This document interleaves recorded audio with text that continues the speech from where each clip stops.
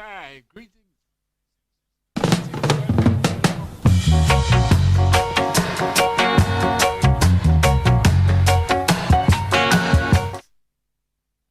We start the program this evening with it.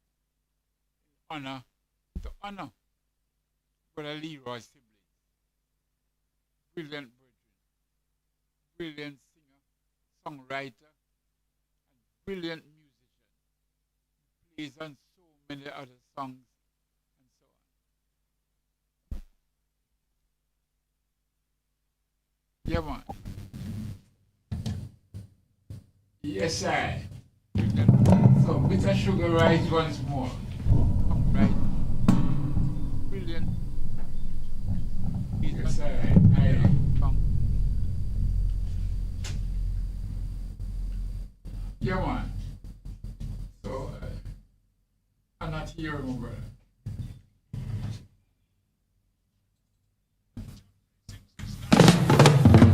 I hear now.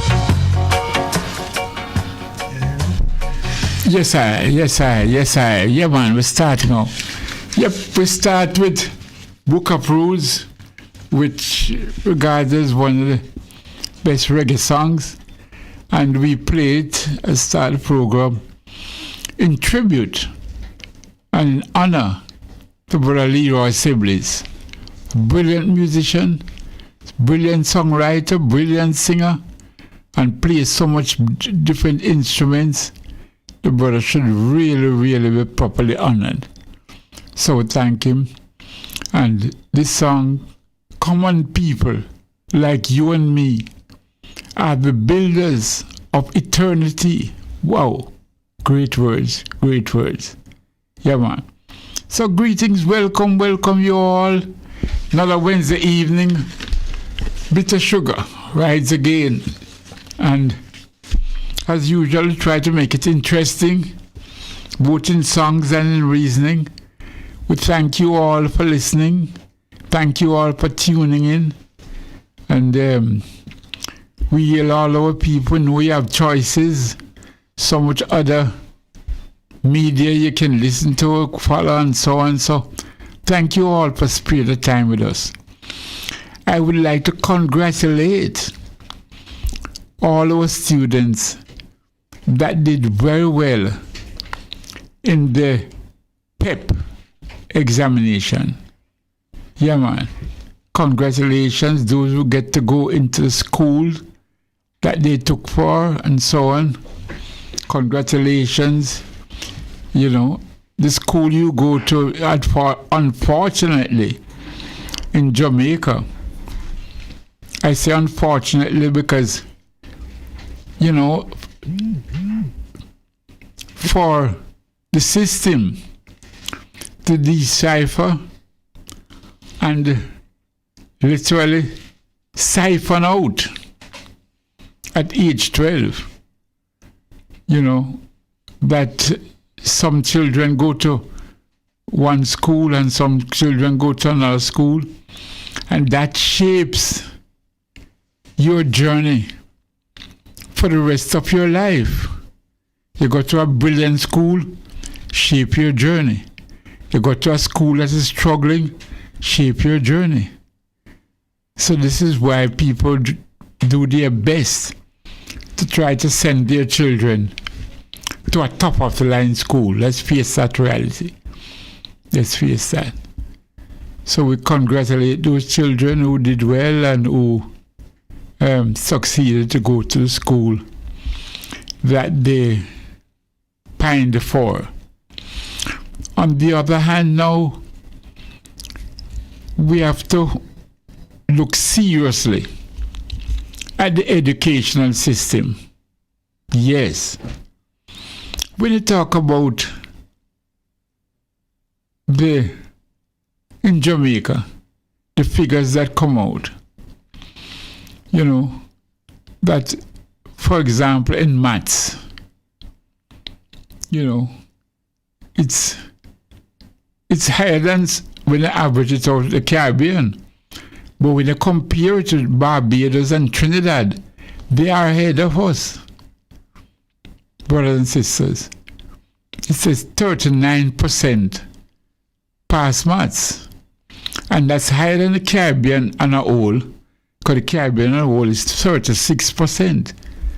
Now, for years we have been telling them, say, the reason why they don't teach Marcus Garvey in schools is because there's no teachers to teach it.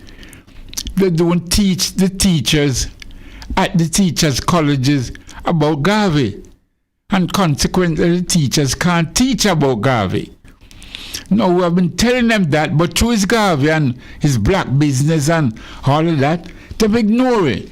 We have told the ministry that. I have written to the different ministers. I have written to them. I have sent them a copy of the philosophy and opinions of Marcus Garvey. And I just ask you as a teacher in schools, but I send you a copy. You volunteer and say, I will print some for you. I've been doing that. But through his Garvey and his Pan-Africanism and black power business, them don't pay no mind. But it's the same principle that goes on to teaching maths. You don't teach the children, the teachers at a certain level. You don't make sure them know it, so them can't teach it properly. This is what is happening now. We're seriously behind with maths. If you're not able to teach it, teaching it don't just mean you go up on blackboard, Make your students warm to you. Make your students love maths. So tonight, I'm going to speak to someone who I can vouch for. Brother Russell Bell. Russell Bell, yes, the brother, he plays football very well. Plays football. 1 year, you had the all Manning team, and it was made up mainly of KC players, and it had one non-KC, and that was Russell Bell. So he had to stand out from them time. He played football. But he's also a brilliant maths teacher, because he used to teach maths at Excelsior High School, and I used to teach history. And when I got 98% passes in history, he got 100% passes in mathematics. He got 100%. And he's still teaching, and he's still getting 100%. I'm telling you. So, brothers and sisters, is it that him know the formula? So if him know the formula, why does the government hire him on a consultancy basis that he can teach the teachers how to teach maths? Because he must know the formula for get 100% passes. And I guess in this thing, brothers and sisters, there are teachers in Jamaica who get 100% passes. So I'm going to bring on Russell Bell later on in the program, talk to him, and let him help us. Because we shouldn't be at 39% in maths. We should not be at 39%. The rest of the world gone, 8 years and all them, Hong Kong, Taiwan, and all. But we are at 39%. Something is wrong, brothers and sisters. And now, on top of all that, we are losing teachers. Teachers are going away. And we are losing our teachers, losing some of our best teachers. Now, it's problems down the road if we don't cauterize it, if we don't stop it. It's problems down the road. It's problems now, but it's going to even get worse. It's going to get worse. Not to mention our absenteeism. Our children are being absent from school too much. 65%. So, the teacher might be teaching certain things Monday and Tuesday. When she's teaching that different things Wednesday and Thursday, you're not there. The child not there. So parents a big thing now. Big thing. Parents have to, pay much more attention. Making sure. One of the things when I represent an accused person in the court, one of the first things I notice is how serious them take them books. How serious they take their books. Because first them always tell you, I ask them, so why you stop go to school, or why didn't you go regular? My mother never have it. Not true. Not true at all. And it's from there a lot of problems springs. Mothers and fathers who have children from start gradually stay away from school, the problem springs, especially when he lives in an area where there are gangs, there are certain things that is going to attract him, and stop going to school 1 day of the week, stop going 2 days, gradually, other persons are going to lure him into their gangs. It follows sure as day follow night. And if you don't stop it from the first day, not wait till the second week, third week, or the next year, you have to stop it from the first year. You have to go to school and check the teacher. So teacher, you see him from morning, and make the teacher and tell you will him come or not. And you make sure you say, look man, you never got today because I went to school and teacher said them don't see you. And you stop it in his bud. Too often, that's what them tell me. As an accused person, mother never have it. So when I said, no, but who want the education, mother or you? Most of them don't last of fifth form. So most of them don't take CXC. They don't take not even one subject. Drop out from third form, drop out from fourth form. It's a regular thing, brothers and sisters. A regular thing. And so when mothers turn a blind eye to things like that, or the grandmothers turn a blind eye to things like that, from those times the mushrooming start. So when you turn a blind eye, it's going to come back to you later on. And you see him one no going come to me and take oath and take God off of the cross and take and say all sort of things. I know him. And people say him. Even when I tell some people, I remember a mother and a daughter came to see me. And when the mother said, I know him. And I said to the mother, but he told me that is him. He told me. And the daughter said to the mother, Mama, you can't keep saying I know him. Hear him tell the lawyer say him. And the mother said, no, I obey him, make him say so. She just won't accept the reality. That is him. So she says, obey him, make him say so.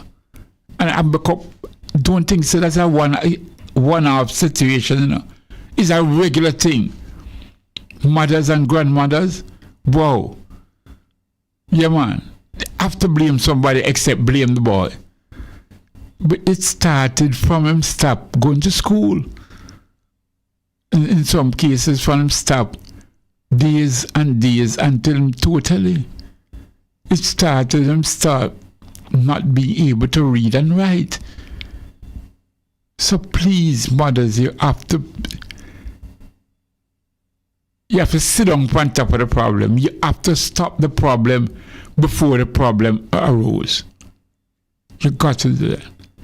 So this is one of the reasons why I want to talk to somebody that I know gets 100% passes in maths. 100% passes. When I was teaching at Excelsior and he was teaching there too. And then he started the school. All my children, they went to school And then in the evenings and on Saturdays and sometimes Sundays, they would go to Russellbell School. They all went to Russellbell School. And they turn out to be outstanding mathematicians. So, it's important, brothers and sisters, it's important that you know, mother, even if you yourself can't read and write, you must can know where your children standard is. And if the standard is low, and you can find a teacher or a school that they can, or a particular teacher that they can go to on Saturdays who will brush them up. Many times on this program, I used to have Brother Kamu Karenga. Brother Kamu Karenga has since passed, but Brother Kamu Karenga was one of the most brilliant mathematicians I also knew. And he used to teach in the evenings, he used to teach on Saturdays and all that. Brilliant. And his two sons, he has two sons. And the two sons have become brilliant also. One named Shaka. Shaka has just left. He was the head of the maths department at Kingston College. He has now gone to do his master's in the United States and so on. Shaka, brilliant. And the other one, Jomo, brilliant. Jomo, I think, has also left KC and gone to another institution. But, these are persons that, brilliant. They think of 100% passes in maths. They make maths look nice. Yeah, man. So, so please, people, not the 39%. That's bad. That's bad. We'll also be talking to Brother Marcus Goff. Brother Marcus Goff is a lawyer, and he represented Ras Jabala. Nicoy Morgan is his name. And you may have heard me mention some time ago, police raid Nicoy Morgan house. They found ganja. They found ganja plant. They found all sorts of Wolpa ganja. And they arrested Brother Nicoy Morgan, Rastabala, carried him to court. Well, yesterday he produced his documents in court showing that he has a letter. I've also read that letter on the air already, but we'll read it again tonight, showing that he has a letter from the Minister of Justice, Mr. Delroy Chuck, giving him permission to grow ganja, distribute ganja, and all that. As his sacramental rights. Well, when that letter was shown to the judge yesterday, the judge immediately threw out the case, threw it out. But the reason why we still want to talk about it, we don't want cases like that come up over in Trelawney. This case was in Trelawney. It was in Clarkstown, Trelawney. We don't want cases like that. When they come up in Clarkstown, Trelawney, they are thrown out. But the brothers and sisters do have cases over in St. Thomas that we don't even know about. And they go to court and they're ill-treated. We would like a situation whereby almost every houses and mansion have a letter giving them a right, not just to use ganja, but to distribute ganja, like Rastabala had before the court yesterday. So this is why we're encouraging it, because you still have brethren and sistren that are being arrested and charged for ganja. I would think it's high time that's supposed to stop in Jamaica. Very much so. So we're going to talk to Brother Marcus Goff today. You know, Sister Jessica Mbangi, sister from South Africa. She has been to Jamaica quite a few times and moved with the grassroots in Jamaica. Well, sad to say that Sister Mbangi has now passed. And so she was a very good friend of us and somebody who knew her probably better than most of us. Brother Blackstone, we're going to talk to him about this great sister that has since passed away from us. And we have other persons that we're going to, talk to. So we want to make it interesting. We hope that, as we say, this is a journey on Wednesday afternoon. It's a journey. And we hope at the end of the journey, you would have benefited. You'd have benefited somehow. Somehow. Give thanks.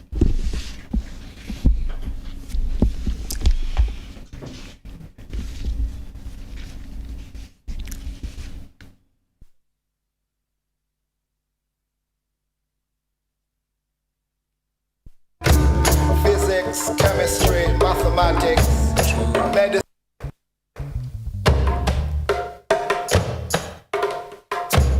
I Africans gave civilization to the world. We gave to the world astronomy, physics, chemistry, mathematics, medicine, and an untold wealth of legacy.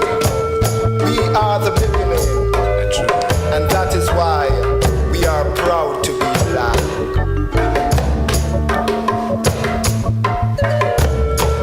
I proud to be black.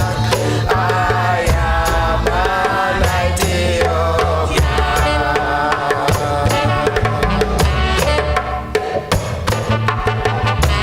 I proud to be black. I am an Ethiopian.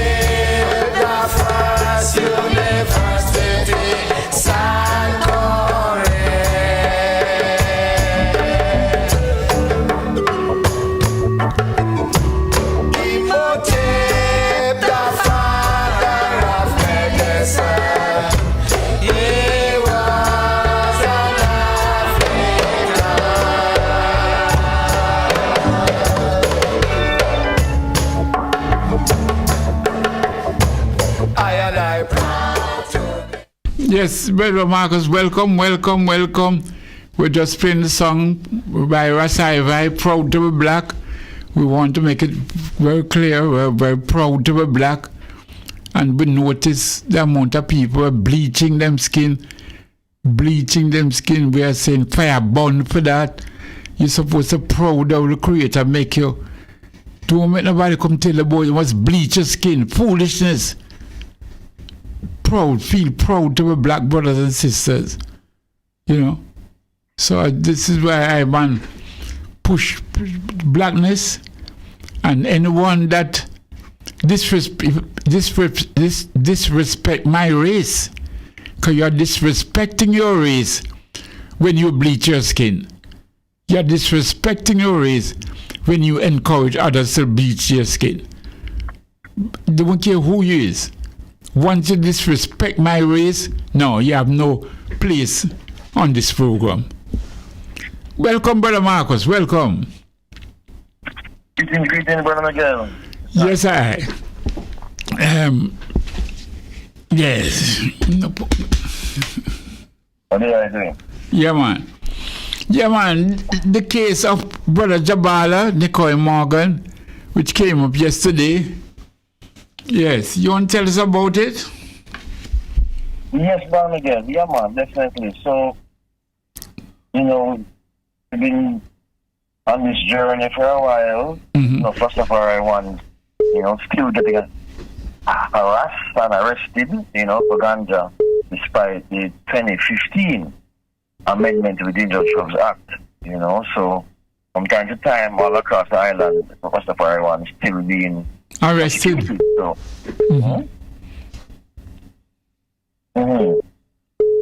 yeah, so we had this Benjamin Jabali Sila is a member of the RAGA, Rastafari Grassroots Ganja Association, and also ARMO, Rastafari Mansions and Organization.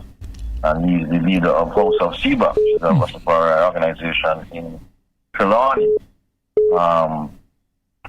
So, he was at that space. And in April of this year, April 29, the exact, the narcotics police ran in on him and say that they've seized him approximately 4 pounds of herb was found, and they arrested and charged him for possession of ganja and dealing ganja, So yesterday was the second court date, and when we went before the judge yesterday, I made a legal submission to the judge, that based on the Dangerous Drugs Amendment Act 2015, and in particular Section 7C, which makes it expressly exempt for Rastafari to be charged for possession of ganja, based on Rastafari sacrament. Yes. Then I argued that charge ought to be dropped, because there is no offense for Rastafari being in possession of ganja once you're using it for observance or celebration of the Rastafari faith, a sacrament, and so forth. And I also made a submission to the judge on the charge of dealing, because this is the issue we've continued to face, that even whereas possession by itself doesn't always get persons in the community arrested, but dealing still is on the legislation and still is what is being used by the police to get ones arrested. And so I submitted to the judge that the dealing charge should not apply to Rastafari either, because Rastafari have the right to possess and to smoke and to cultivate ganja, and actually you were able to present to the judge a letter from the Ministry of Justice addressed to Brother Jabali, especially authorizing him to cultivate. As you know, last year, through the work of Raga and Armo, Ministry of Justice prepared a ministerial order, and over 100 persons have been listed there in spaces authorized to cultivate. And for all that, and the argument presented to the judge and the legal authority, the judge agreed that Rastafari should not be charged for possession and dealing of ganja in these circumstances, and the judge dismissed both of those charges against Shabali, Against a brother. Yeah, man. Yeah, man. I really give thanks for that. Is there a difference in attitude and in, well, I don't want to say policy, but certainly in implementation between the government and the police? The government is saying one thing through the side of one mouth, and then the police, they are still charging people. Yes, it's a big problem because, you might go one parish and you find, police there more understanding and the judge more understanding there, but you might go on next part of the island and police are harass you and go on like you back in the day, and the judge same way go on like you don't understand the law change, So part of the problem is that there's not consistency in the approach. Yes. You know what I mean? And the law doesn't expressly and explicitly enough say that Rastafari is to be exempt from all prosecution for ganja.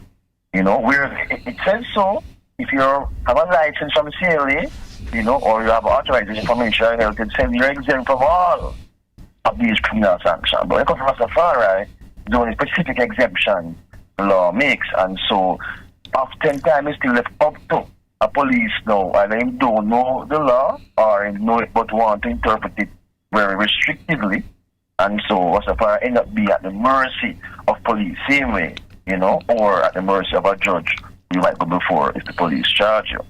At the mercy of a police thinking. So if a police man is thinking outside of the box, he arrests you and charge you before the court.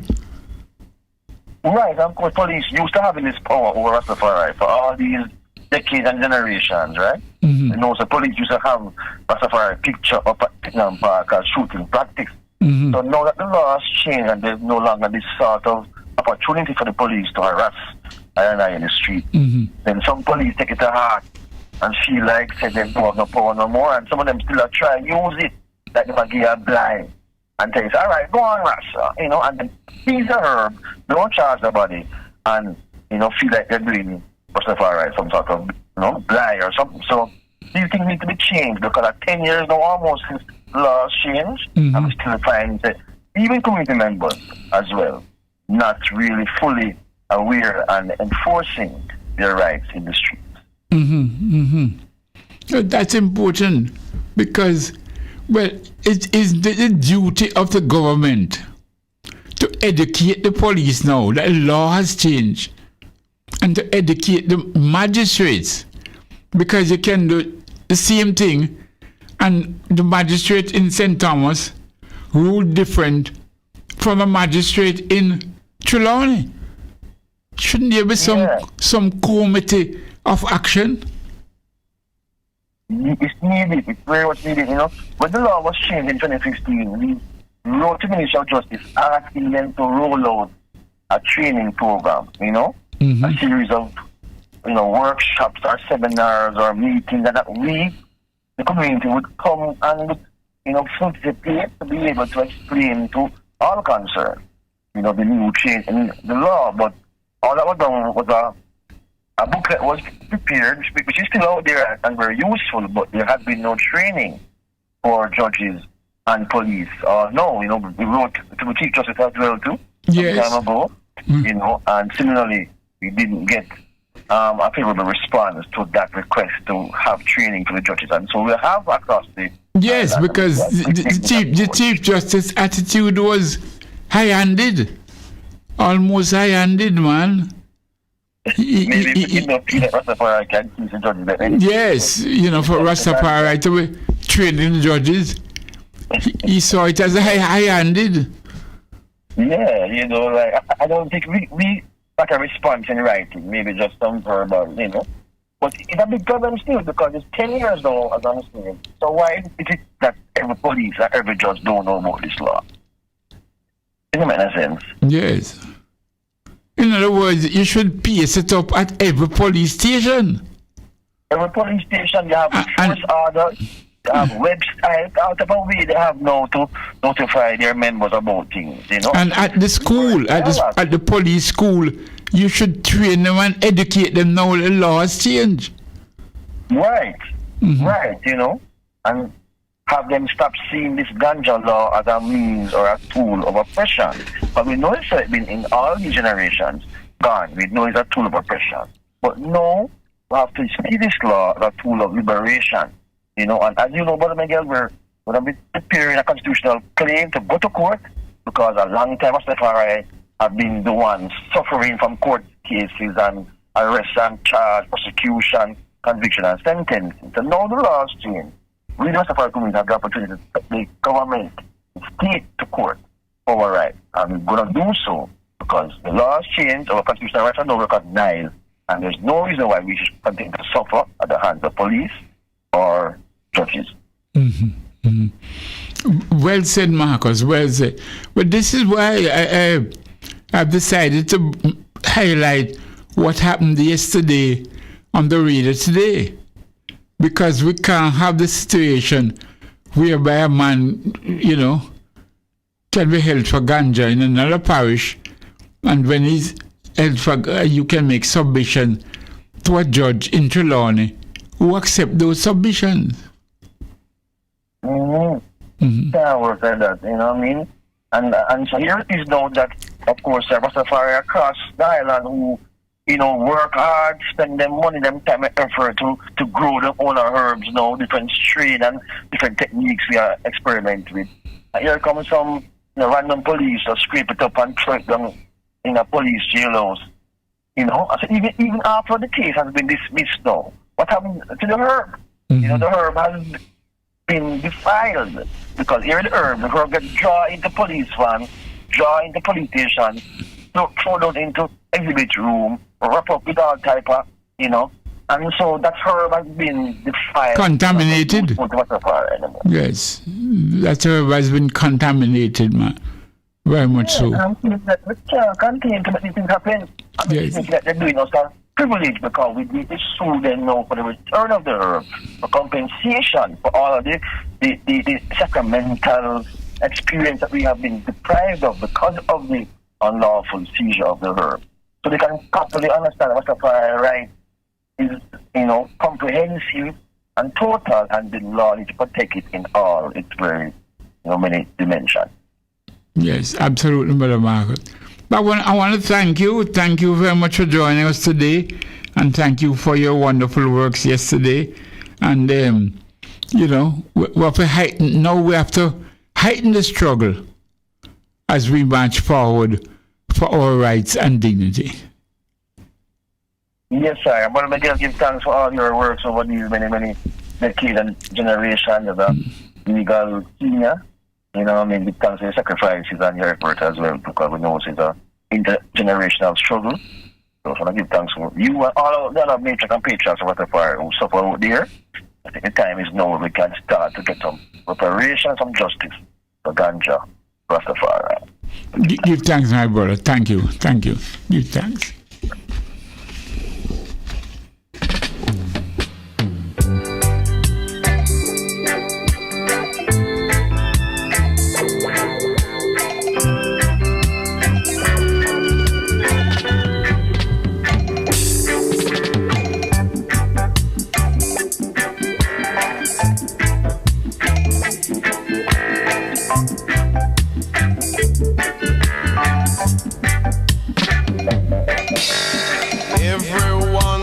Crying out for peace, yes. None is crying out for justice.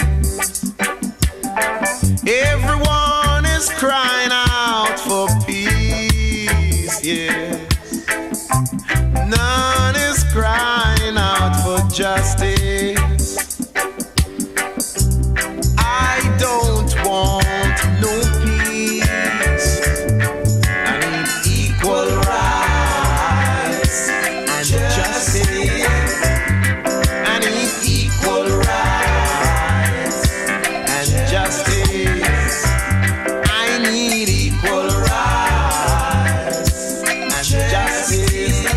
To get it, equal rights.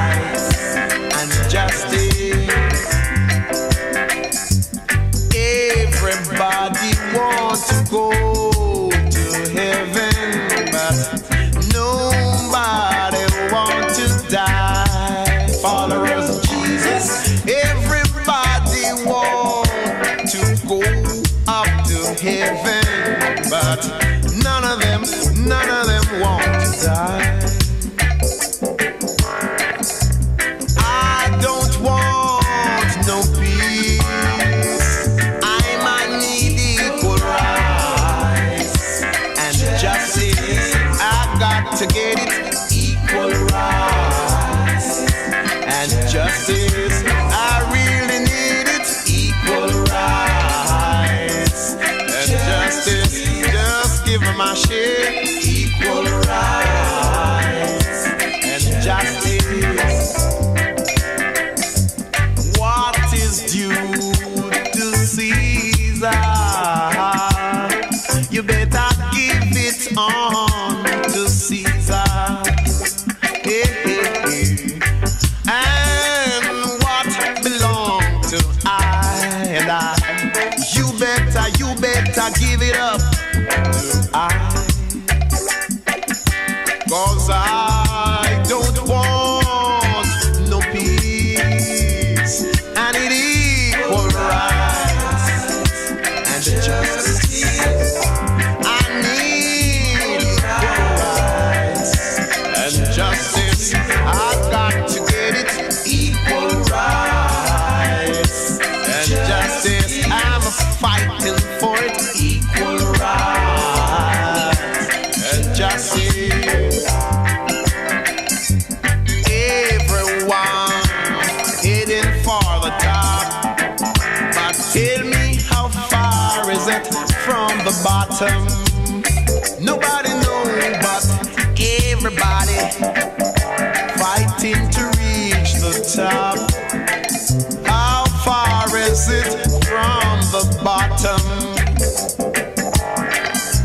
I don't want no peace. I want equal rights and justice. I need equal rights and justice. I've got to get equal rights and justice. I really need it. Equal rights and justice. Everyone is talking about crime. Tell me who are the criminals? I said everybody's talking about crime.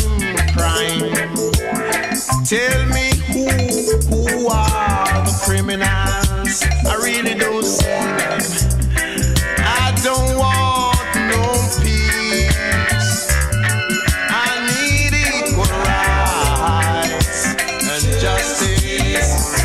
We got to get equal rights and justice. And there'll be no crime. Equal rights and justice. There'll be no criminals. Equal rights and justice. Everyone is fighting for equal rights and justice. Remember, every sound of the drum that you hear is an African beat, and this is the sounds of Africa. This music come from the Senegal area. It's a sound, it's the music of West Africa. And listen to the rhythm, listen to the singer. Are you listening? Well, it's a one called Yele, the ancient African music called Yele. Senegalese music called Yele, the ancient African music called Yele. Senegalese music called Yele. When you hear the Yele, you might say eh. Listen how the Yele sound a lot like reggae. You know some connection must have to be there. Baba Man.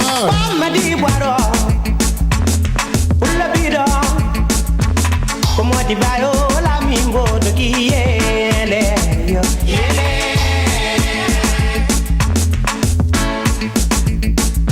moro ta ku buban if di jamangesan to guda te kama tanya yele yo yele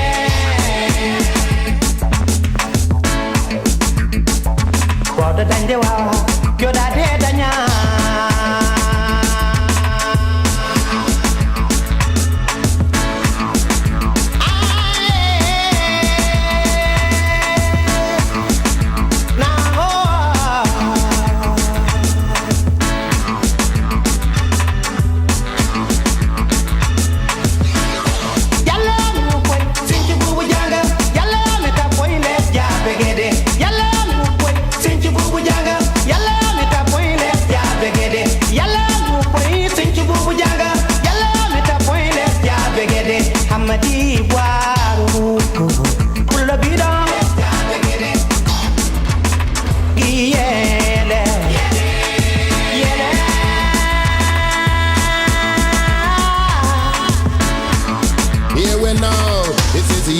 ancient African music called yele. Senegalese music called yele, ancient African music called yele. Senegalese music called yele. Senegal is a country in West Africa, between the Gambia and Mauritania. In the past it was used by the slave trader, buy and sell people like a second-hand car. From Goree Island near to Dakar, millions of blacks sent from Africa. Well, heap of them sent to America. Some of the ones that put the money them sent to Jamaica. Now listen how the music have a reggae flavor, and something Bob Marley would be proud of. And if you're looking at the facts of Senegal sister,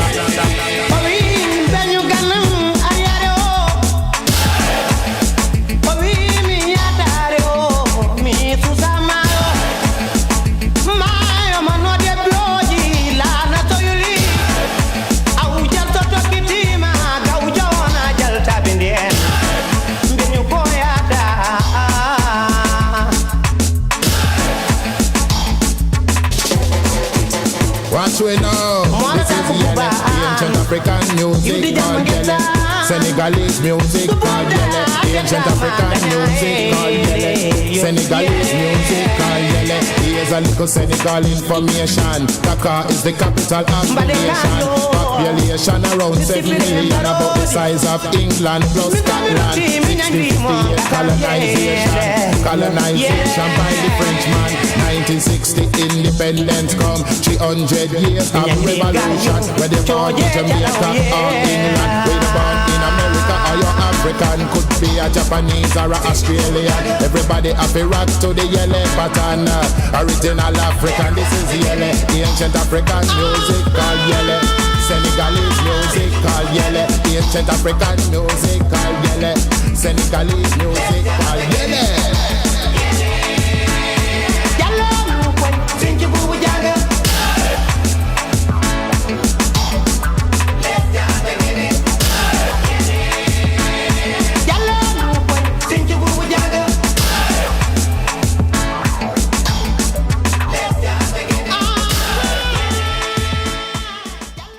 Nice. Blackstone, I've been trying to get you all along, my brother. You know, it's a segment of the program we want to talk about Jessica from South Africa, and I've been trying to get you. So if you're listening, please call me and let me know, no? Please let me call me and let me go. Yes, I.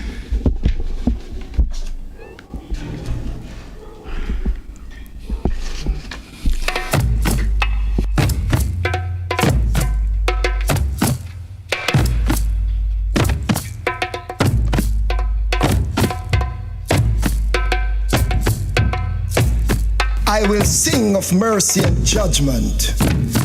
Unto thee, O Jah, will I sing. I will behave myself wisely in a perfect way. Oh, when wilt thou come unto I? I will walk within thy house with a perfect heart. I will set no wicked thing before mine eyes. I hate the work of them that turn aside, and it shall not cleave to I.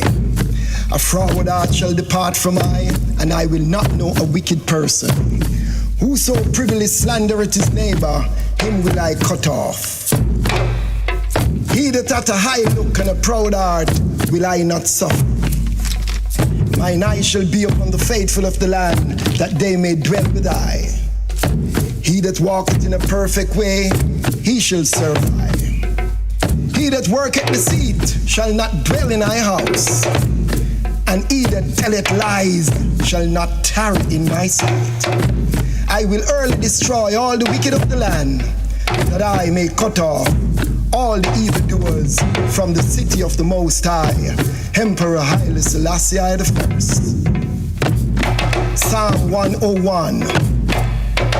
The psalm said by His Imperial Majesty on his coronation day, November 2nd, 1930.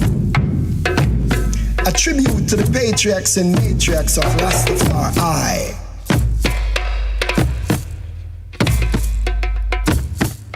Patriarchs and matriarchs, we salute you on this day.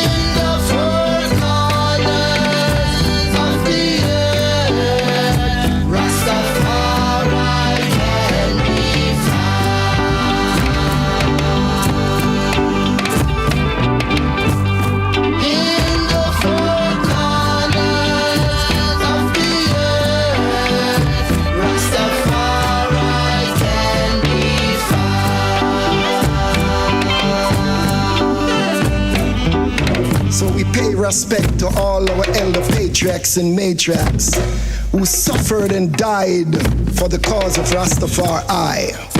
Suffered on account of a brutal system that decided to uproot Rastafari. So, we honor our patriarchs and matriarchs, those who forge ahead and made way for I and I to follow. Your reward will be great in Messiah. Blessings from the Most High.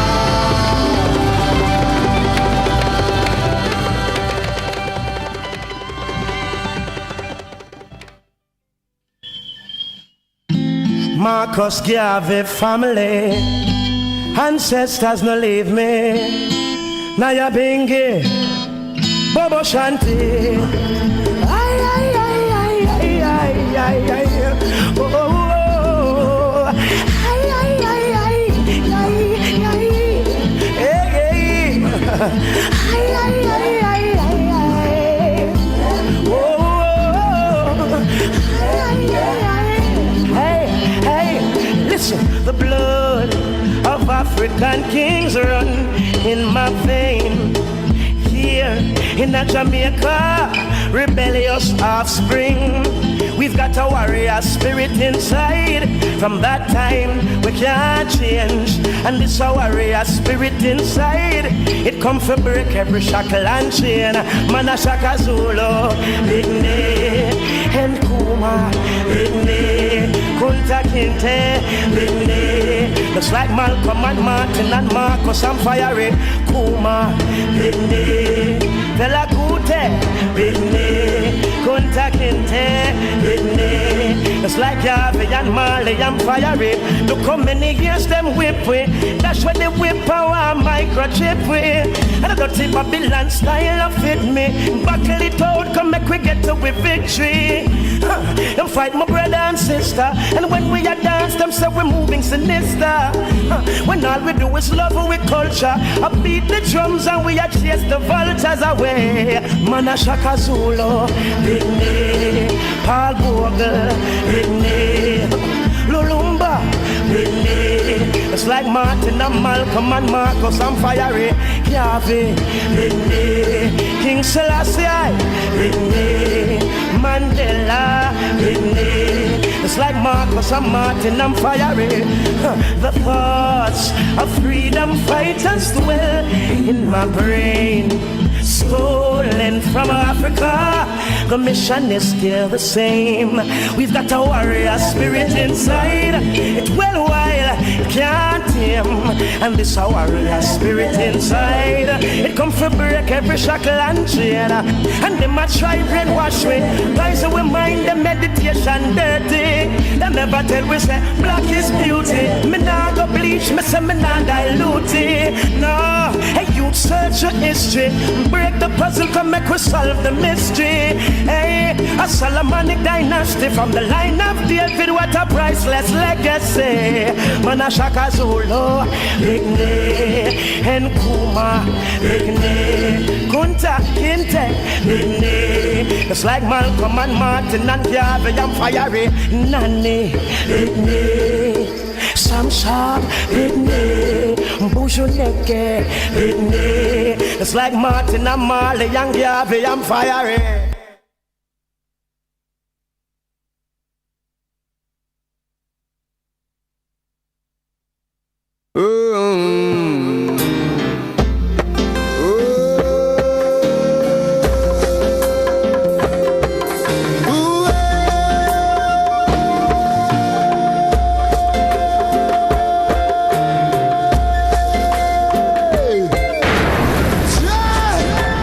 Excellent is thy name, almighty and terrible.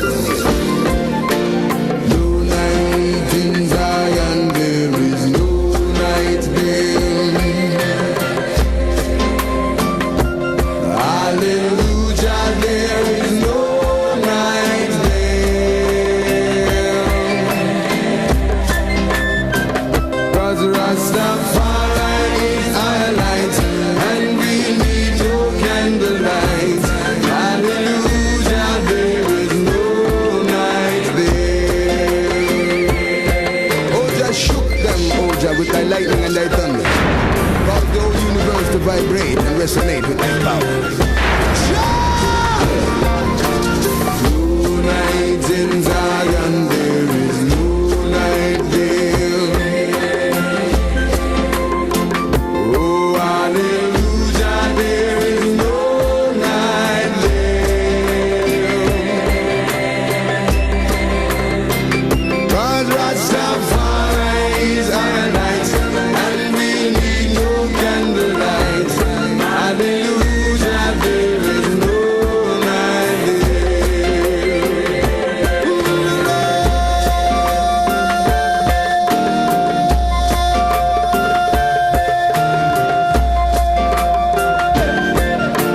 Zion is a holy place. No sin can enter there. No sin can enter there. Yes, me say Zion is a holy place. Oh, Zion is a holy place. No sin can enter there.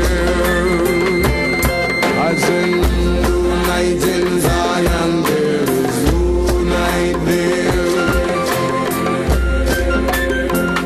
Oh, hallelujah, there is no night there.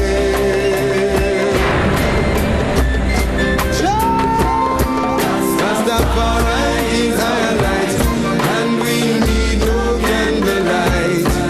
Hallelujah, there is no night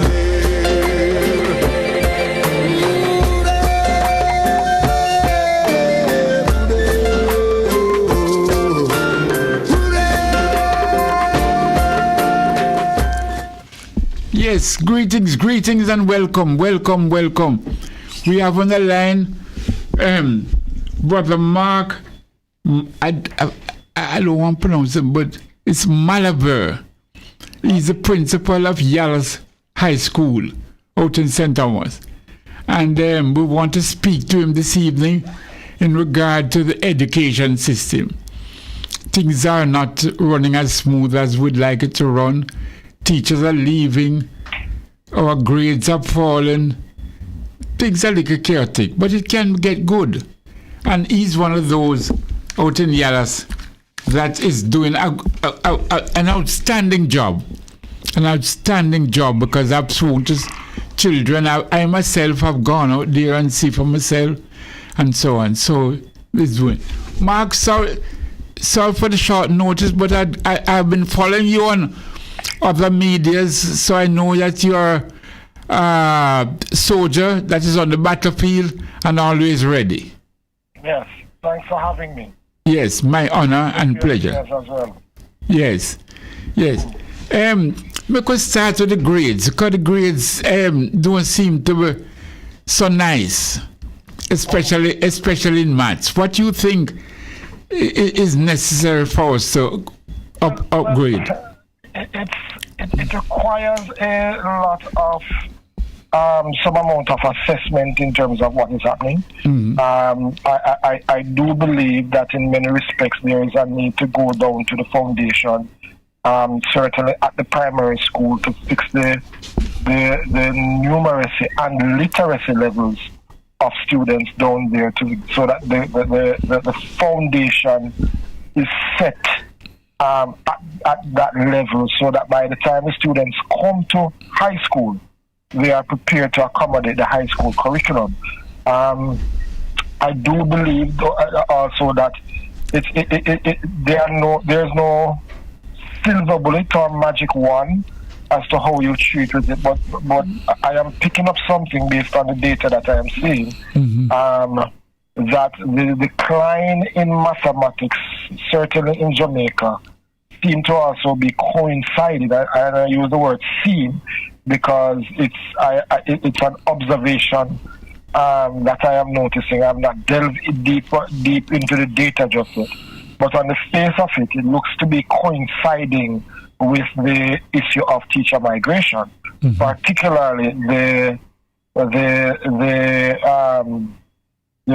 maths teachers in maths, which is in high demand across across first world countries, particularly in the United States and UK. And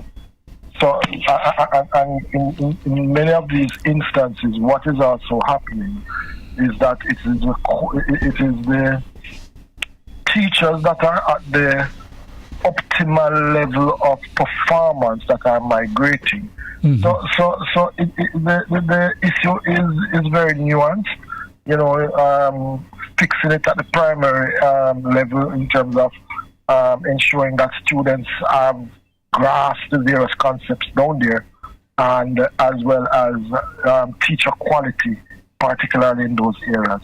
Mm-hmm. Certainly for me, I have recognized in my institution, for example, that there are some challenges in terms of the maths passes, and I had to pull my team in and start having a discussion about how it is that we can improve maths. And one of the things that we did, for example, is to go down at the grade 7 level and to cut away some of the subject areas that or to reduce the contact time for some subject areas and increase the contact time for maths and numeracy. For numeracy and literacy, particularly on the pathway 2s and 3s.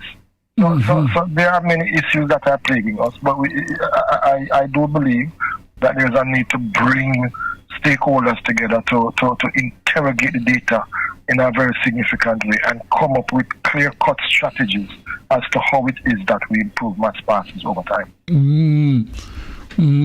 So you don't have the data, but common sense sometimes dictates to our mind that because with the better, let us call it the better maths teachers are being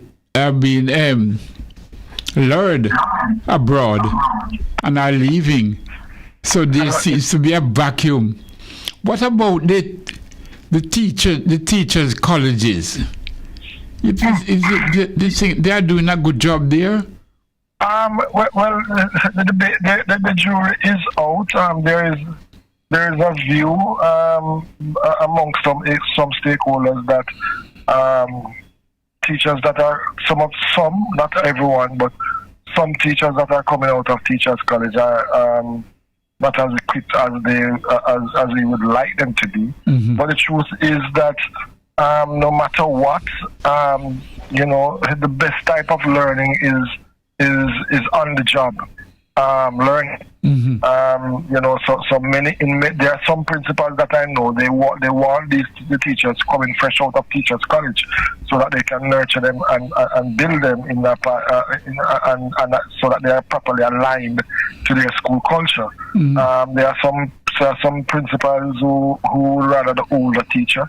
For example, but one thing is obvious at the teachers' college is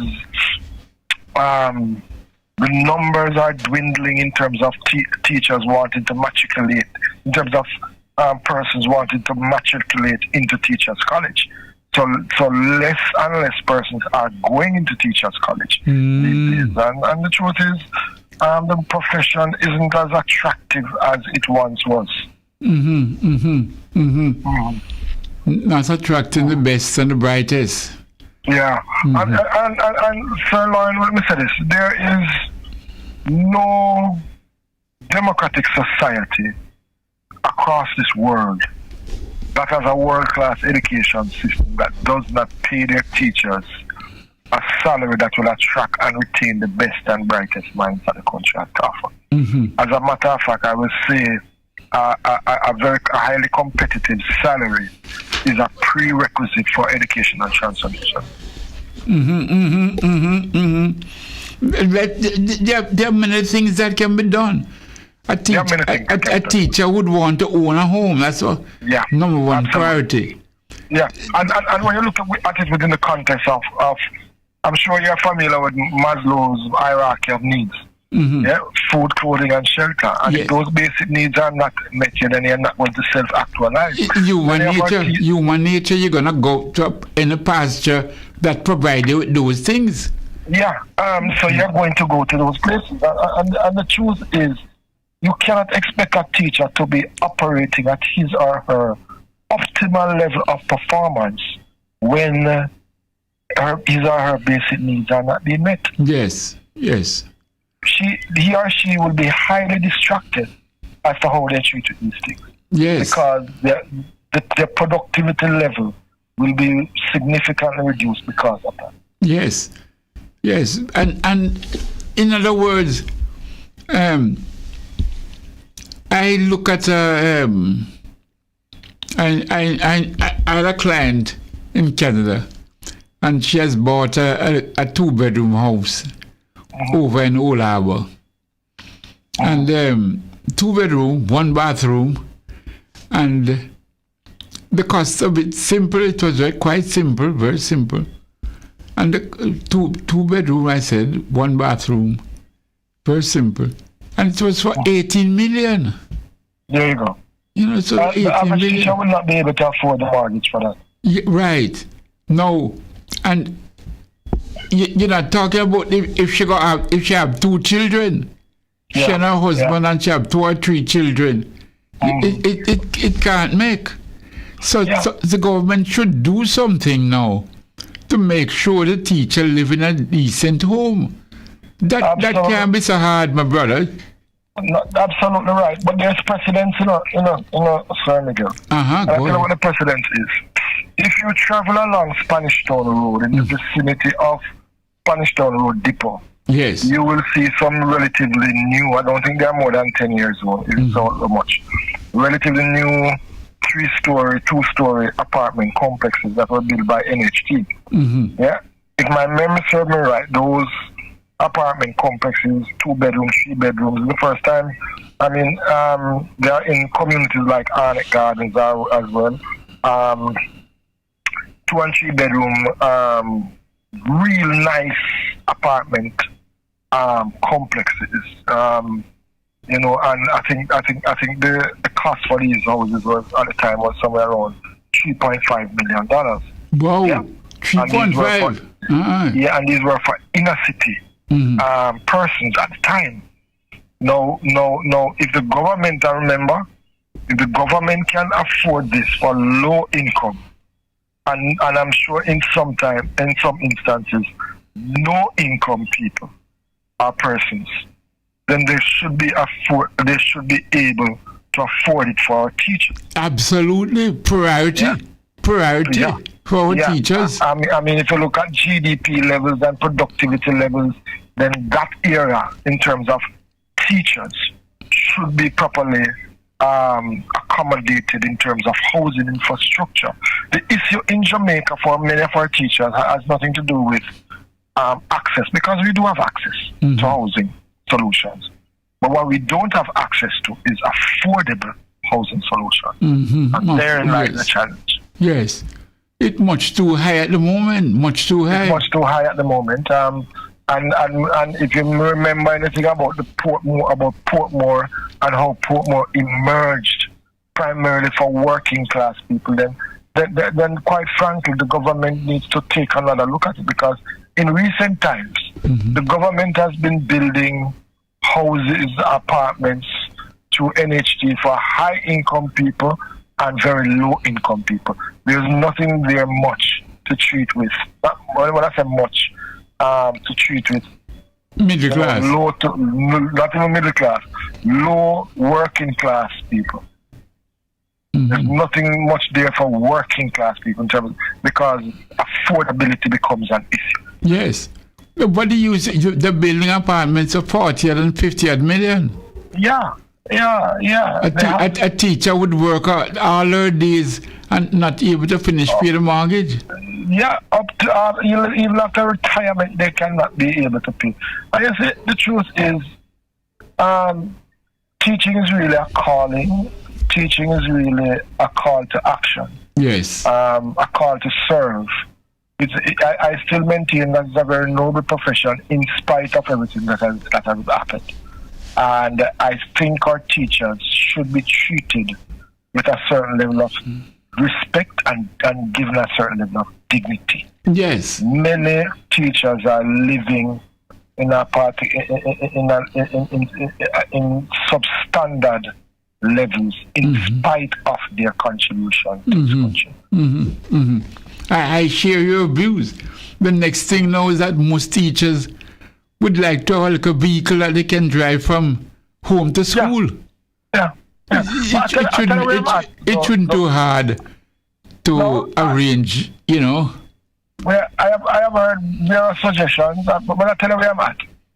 Pay our teachers well, and they will be able to afford a little buggy. Let's put it that way. Yes. Teachers are not asking for Range Rovers and BMWs, yes, and VWs. I mean, many teachers would not be even asking for a RAV4 or a CRV. But my God, man, we must can afford a MAMS or an Axio. We should be able. I don't know if you know what the MAMS are. The MAMS are underfits. Yeah. And neat little car, yes. Yeah, you know, we should be able to afford that. Yes. And quite frankly, we have not been able to. Many teachers have not been able to do that. And I mean, come on, man, we need to do better for our teachers. We need to do better for this country. Yes. Because I can tell you though, Sir Miguel, is.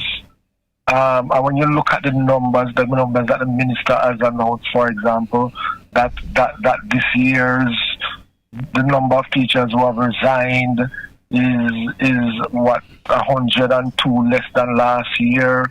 We have not even factored in teachers who go off on leave. We have not even factored in teachers who retire from the system.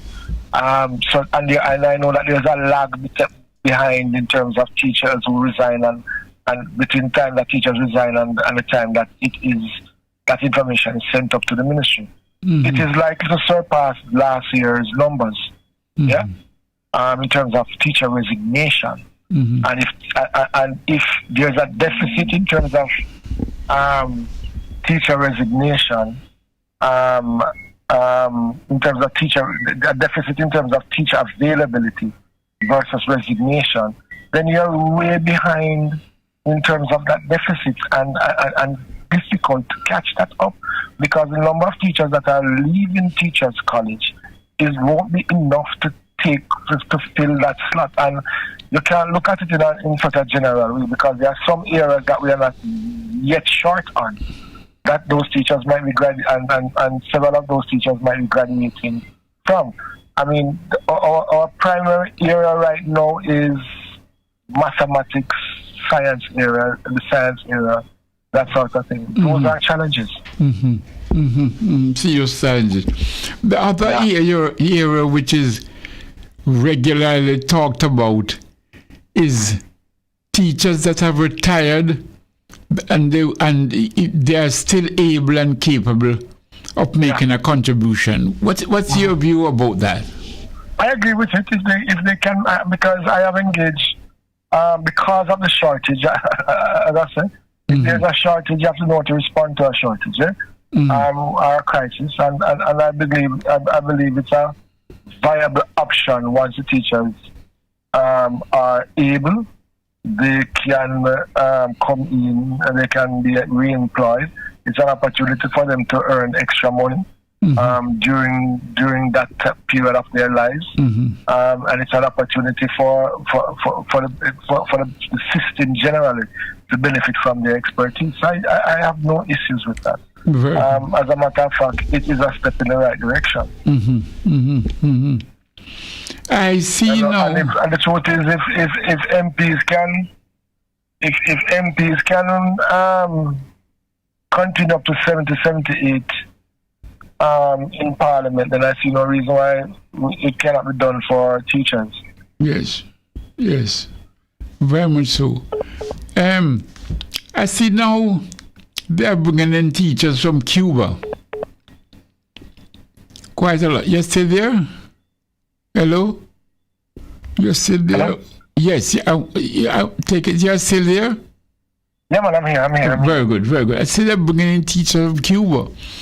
I know, and quite a lot of them were brilliant in teaching Spanish.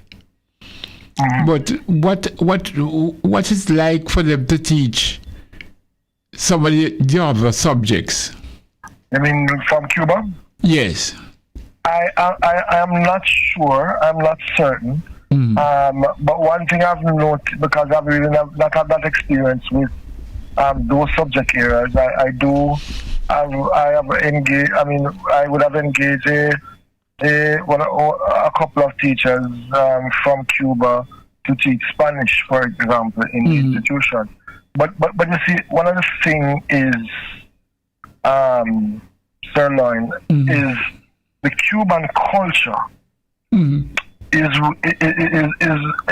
their approach to teaching is inherently different from our approach to teaching. In the Cuban dispensation, it is very teacher-centered. Where what I mean by teacher-centered is that teachers tend to be the central focal point in the classroom, where all knowledge flows from them. Yeah, versus student-centered approach, where students are allowed, where the teacher plays the role of facilitator and facilitate students constructing knowledge based on their own, from their own perspective and their own experiences. Yeah. So that is where the teaching profession is moving to in Jamaica. But in for Cuba, I'm not sure if they are evolving as yet. But I noticed that they take a very teacher-centered approach, and that in and of itself is a challenge. There are also issues as relates to language barrier, that sort of thing, that can create some challenges, especially in upgraded high schools. Yes, because it would certainly take them a little time to understand even basic patois, which children would speak back to them. Yeah. You know. And for the students to understand what they're saying properly. Yes, it takes some time. Yes. Yeah, it does. Yes. It does. Yes. I really hope that we can get over this crisis and improve our standard, and you know, because you see, when the education system fail, we get it back at the justice system. Thank you very much, Sir Miguel. Back at the justice. The solution, I've often said it, and you can look across countries, whether it is Singapore, whether it is Finland, whether it is Denmark,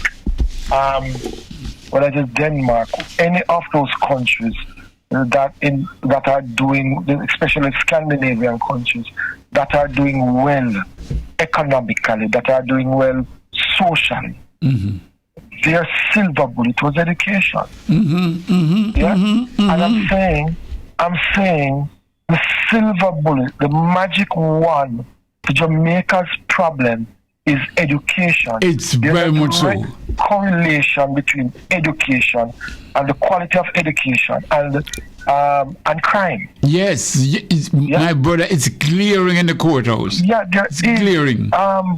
There is a correlation between GDP levels and education. Yes. There is a correlation between education and productivity levels. In Jamaica, what's it like? When the overall budget to education, what's it like at the moment?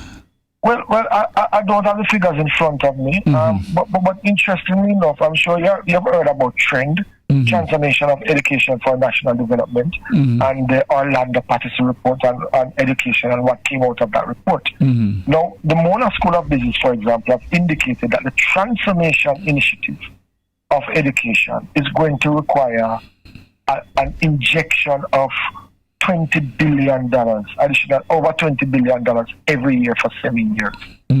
Yeah, that. So, and when you look at the budget of the Ministry of Education, it is not reflected in that in the budget. So you have to ask the question: are we serious about transformation? of education inside the country. When if you don't have the funding in place, then how is it that you intend to transform education? Yes. The seriousness of the backed up. Yeah, it has to be. Education should be our national priority. It covers so much other areas. Yeah, man, it should be. And I'll tell you why. I mean, I have heard, for example, I remember hearing the Prime Minister when there was the big hullabaloo about the significant increases in the parliamentarians' salary. And I remembered when the Prime Minister, and Dr. Clark was trying to make the point that it is necessary to do that to attract bright people into politics. Yes. So I asked a provocative question. So if that's the case, is it fully done teachers that are supposed to go into classrooms, given their salary? You understand what I mean? It follows. That's what they're saying. Yeah. That's what they are implying. Yeah, it has to be a national priority. Yes. And should be at no less a level than the level of the Prime Minister, indicating to the country that education is the national priority, and therefore this is why we are doing these things. I agree with you, my brother. I agree. Because that's leadership. That's what it requires. Yes. Because like I said, you could buy more bullets, you could buy more cars and all of that and give the police. That won't solve the problem like how education must solve the problem. It's a long-term approach that we have to take to education. It's not going to happen overnight. It's not going to happen in 5 years, and it may not even happen in 10 years. But I can guarantee you that it will happen. Yeah, it is. If we get it right, eventually it will pay for itself. Because there's a saying that if you think education is expensive, check the cost of ignorance. Yes. That's a truism. Yeah, man. Truism is even the cost is even worse. Yeah, man. Worse. That should have been the priority over that big salary increase that they gave for themselves. Especially, and I would also say that across administrations, we have not been enough done to really put education on the particular trajectory that it ought to be on. Well said, my brother. Well said. Yeah. I will thank you for joining us tonight, my brother. We're going to keep in touch with you from time to time. No problem. Thank you very, very much, my brother. Yeah, you have made some very telling points, and I'm hoping that my listeners will understand them and realize how important education is. Yeah. Yes. I thank you. Much. Thank you very, very much. Yes. Yes, for those who are listening there, that was Mark Maliver. Mark Maliver, Malabver. He's the principal of Yallas High School out in St. Thomas. Very good principal, and he hears his views on education, the importance of education, because I tell you, some of these youths, they can't even spell their name when they come before the court. They can't even say their name properly. They can't even spell their name. You know, it's very bad. Education system, very, very bad. So I really thank him for joining us and give us his views. Right. For Birmingham girls, Southern Earth eats our children. Winds cry redemption. Oh, pirates they ride, sold I to the merchant ship. Moments after they took I from the bottomless pit. but my hands were made strong by the hands of the Almighty. We forward in this generation triumphantly. Won't you help to sing these songs of freedom? All I ever have, redemption songs, songs of freedom. Free yourself from mental slavery.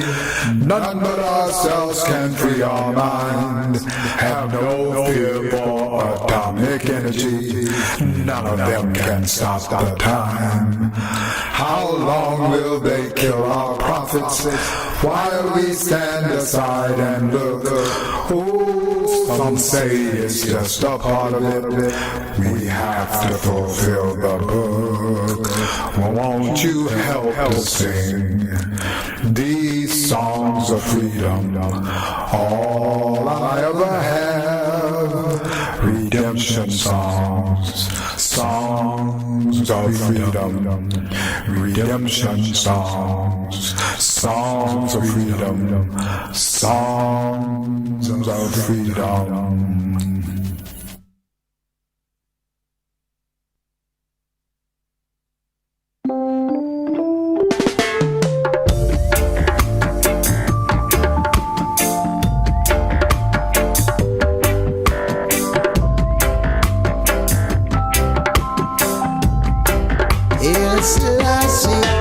It's the chapel,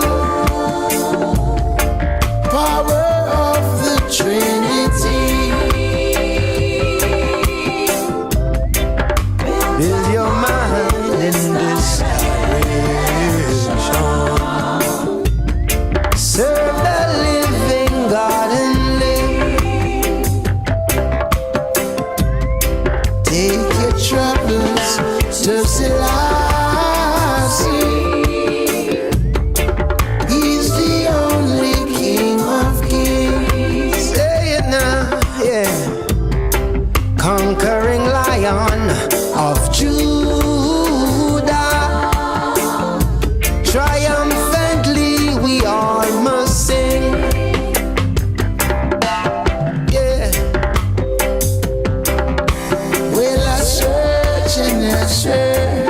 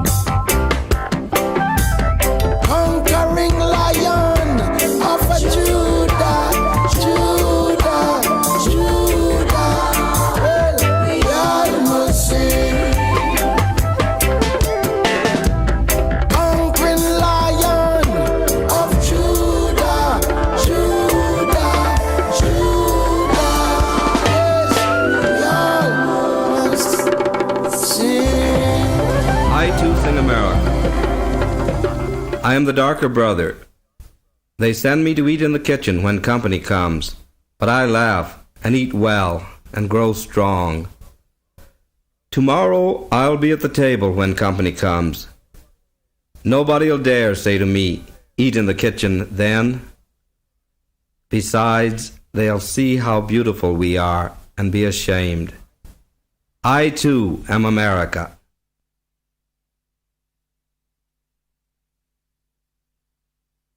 Yeah, man. That was Mark Malaver, and you heard this in not talking a while ago. It's a different thing, but the interview with him explained. Teachers don't ask so much, you know. They don't ask so much, you know. The teachers are asking for to own a home. That's an important thing, you know. Like I said, I have a client in Canada, hard-working woman, and she look forward to coming home one day. So she wants to invest in a house, and she could only afford a little 2-bedroom, you know, 1 bathroom out in the Old Harbour complex that you have out there. It's 18 million for it. 18 million for it. Then don't give a little driveway, a little carport, a little... No. Bare minimum. Now, if a teacher buy a little house for 18 million, and most likely the teacher have children, you know, hard. So there must be something that can be done to make houses reasonable. Build houses reasonable. You know, and not no apartment complex. Because people want a little house that if they want add on, you know, if they want to park them car in them driveway and not on the road, they can do so. So a home is an important thing. When a teacher realizes that she can't buy a home, problems. She's going to migrate. Not that she's so desperate, but should like live, you know, reasonably comfortable in her home. When they say they can't take care of the children, because some teachers now, remember, their children have to go to school also. And sometimes they have to send their children to private school, private lessons, extra lessons. And at the schools nowadays, there's so much extracurricular activities, music, chess, all these things. The child will want to participate in some of them, swimming and all of that. So, you know, you want to be in a position that when your child says, Mommy, I want to join a swimming class, you can afford it. So, then next when you come on to a vehicle, just transport, because if you go push after it's been a whole day and if you go push down a taxi, you know, from A to B, oh, it's rough. And this is what teachers are asking. And you allow them to be migrating. You have to do something about it, government. You have to do something about it. Now I want to mention a few things. Mama Fire. A lot of you know Mama Fire. Some don't, but Mama Fire she has a place right out there in Buff Bay, St. Mary. Built up a nice place, nice red, gold and green and so on, where people stop by once you go through that Bull Bay, Buff Bay area, different from Bull Bay, Buff Bay area. So Mama Fire went to Mexico today. She and her son and her daughter, her son Pele and her daughter Taitu, the 3 of them went to Mexico today. So here's the Mexican community. Remember, Ras Ivy was in Mexico a few months ago. So very good, we now have Mama Fire being invited there. So the Mexican community are reaching out to us They are joining us, and that's an important area. Language is not a problem, and they're linking with us. So we welcome that, and we certainly will want to talk to Mama Fire when she come back. So she landed in Mexico today, I think about between 4 and 5. Mama Fire, we wish her, she work hard. So if she gets a little 2D, I don't think she's going to stop work, but certainly different work, she'll be happy. So she and her son and daughter travel off to Mexico. Give thanks for that.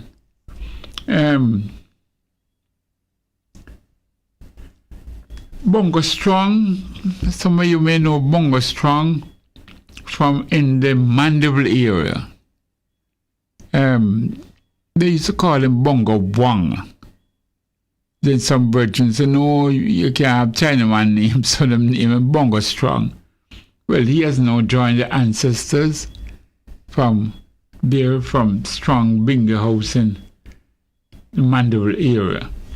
As you all know, Brother Imingo from Portland Cottage, he has passed, so his interment will be on the 7th and 8th of September. His interment. But Imingo, wonderful Nyabinga warrior, so we want to heal up Brother Imingo. So the 10th of September, the 11th of September, Ethiopian New Year.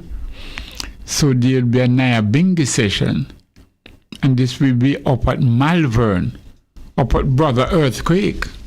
Yes. So Brother Earthquake is presently preparing for the Bingi, Ethiopian New Year Bingi. That's what it is, the Ethiopian New Year. So please, I know it's not so easy these days to travel. This is now is back to school, so lots of people have to give that priority, and so on. And it's not easy to travel, very costly. But those who can make it, please remember Brother Earthquake. He wants support, he wants strength, and he's preparing up the tabernacle and so on for the Ethiopian New Year. If you can't go to Bingi, you can still celebrate in your house.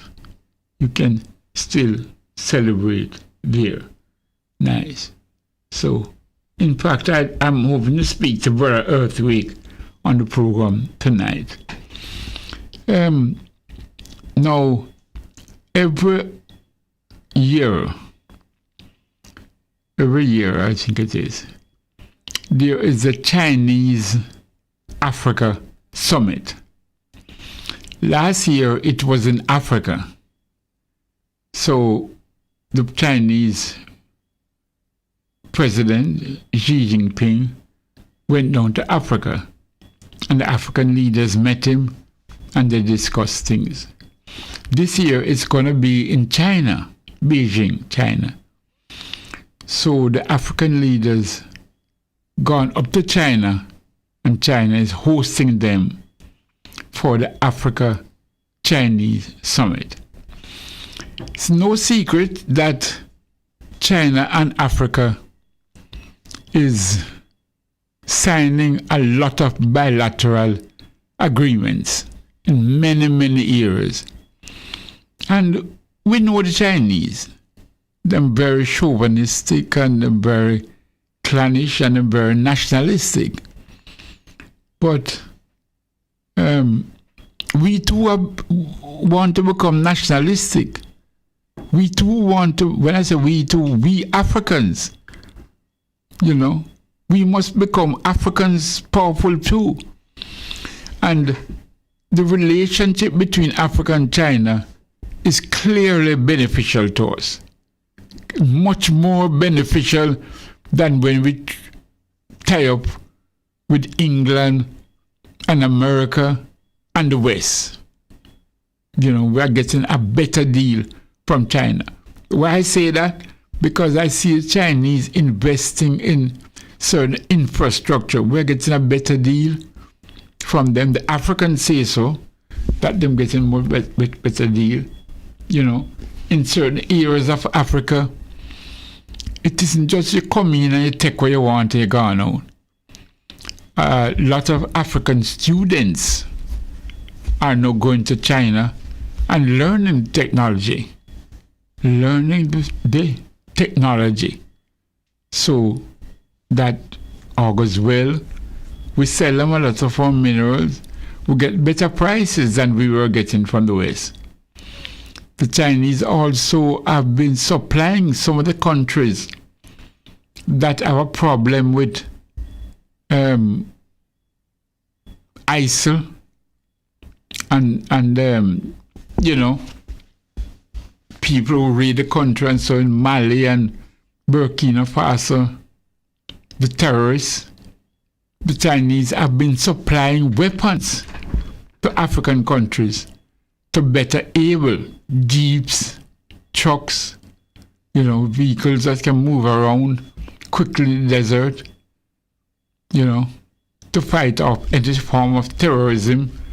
So gradually, it's not just we want, as a matter of fact, most African leaders make it clear they don't really want troops and other people from abroad. But if they get the equipment, they can defend themselves. They can defend themselves, and what is what they want to do.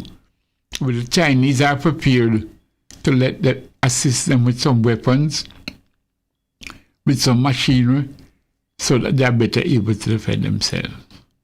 So that, I think, is a very good thing. Some of the technology in farming is now being passed on to Africa. Many of our students go to universities in China, come back to the country. There are many areas where the technology helps us to mine the minerals from the earth, help us to mine the oil from the earth, help us to mine the gold and the diamond from the earth. When you mine the gold and the diamond, you have to polish it, shine it up and all that, cut it and things like that. They're helping us in that area. So, the technology is helping quite a bit. And it helps us in Africa, because like I said, in some countries now, that is producing not the excess, but they produce a little more than they can use. Like for example, Tanzania is now producing a lot of hydroelectricity, so much so that they have a little surplus, and they are now exporting electricity. You might wonder how they do that. They run power lines. So they're exporting electricity to Zambia. Because Zambia has gone through a lot of load shedding, what is called load shedding, meaning you get power for about 4 hours per day. Well, it's increasing now, it's better, and so on. China is also helping some countries with solar, building solar panels, helping them. That is where Jamaica should be going in the near future. Solar. So that this dependence on JPS barely shows what that dependence can do. It never fully, but it can do. To depend on them, wow. And when you have regulatory company with who have no power, no teeth, you see what they can do. So, not only do we have to go solar, but run the cables underground, not overground. So that them so easy to blow down. Run them underground. See? So that is helping in Africa, especially in countries like Morocco, Algeria, and so on. With these countries that are to the north, and they get a lot of sun. They have a lot of desert, so they can build solar panels and get maximum electricity. Please, so it's looking good, but I still would love for Africa to reach a stage where they can, less dependent on anybody, whether west, east, north, or south. Africa should be aiming towards that because we have the resources. We have the resources. The other things that bother me is that, I think we're flying past 8 o'clock and we're supposed to have our next guest on, Mr. Russell Bell. Just reached 8 o'clock. Just reached, all right. Yes, the other thing that bothers me is the disease mpox, or sometimes them call it monkeypox, which is now invading the DRC, the Democratic Republic of the Congo. First of all, I keep wondering how all these things tend to start in Africa. Them say COVID start in Africa. Sometimes them says China it start. Now mpox them to start in Africa. It's bush meat. The people them eat bush meat. The disease travel from bush meat to humans, from animal to animal, from animal to humans. And how come these things all just start in Africa? Africa has been eating bush meat from time immemorial, hundreds of years ago. How come these diseases now just rise up? How come the COVID was there ravishing our people? Is it that somebody or some organization is using us as guinea pig, experimenting on us?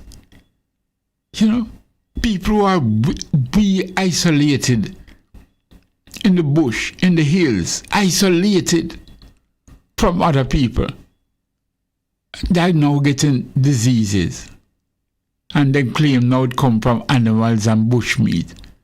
Whoa, I have my doubts. I just feel that enough of these people love to experiment on Africans. Them always take us a guinea pig. And sometimes those experiments get away. You say African have to reach a level where because from long time, and the disease which come, we have a cure for it. Yes. We have bush medicine for it. Talk bush meat, bush medicine. Is that save us when we were brought from Africa to Jamaica? Save us when we were brought from Africa to the Caribbean.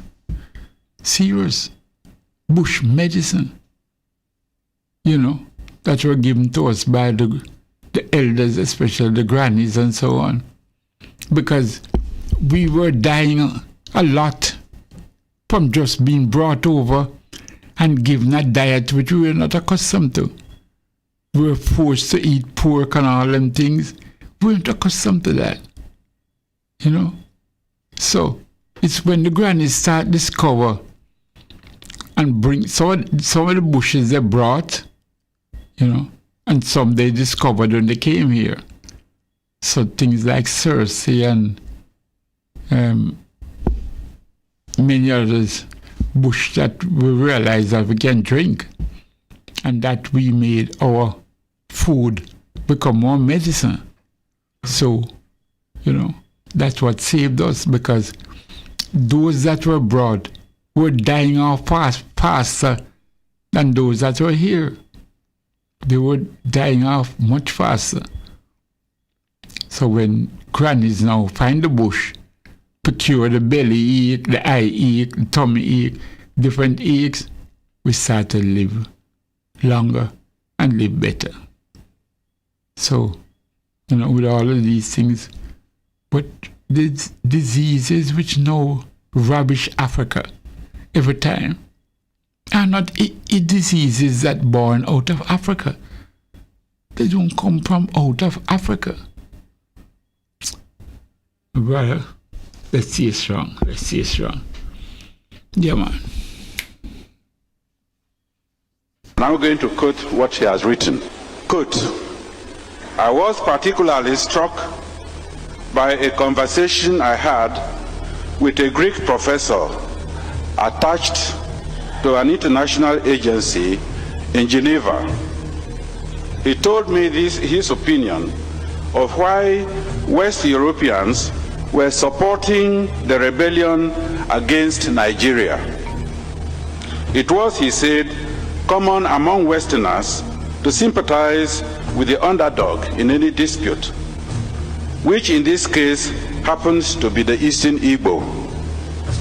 But what was even more important to the West was that Nigeria was a potential rival power in Africa, a force which had to be checked. Yes, the tape we are now playing is a professor from Nigeria, and he's now telling us that you remember when they had the Biafra war?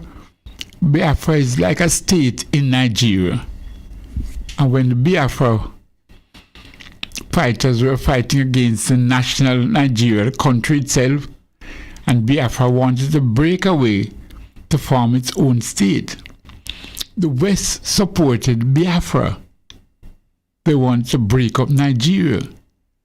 And ever since then, Nigeria have so much resources, people, otherwise, that Nigeria was poised to launch off and become one of the most advanced country in the world. Supplying oil and all these things and so forth. So it's that which he's talking about. And then all of a sudden now, we just see Nigeria start going down, having it hard, and so on. So I want you to listen to this tape and take it serious. Not long. Go ahead. I'm going to quote what he has written. Quote, I was particularly struck by a conversation I had with a Greek professor attached to an international agency in Geneva.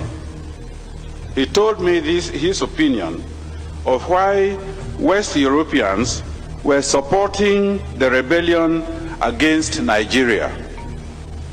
It was, he said, common among Westerners to sympathize with the underdog in any dispute, which in this case happens to be the Eastern Igbo.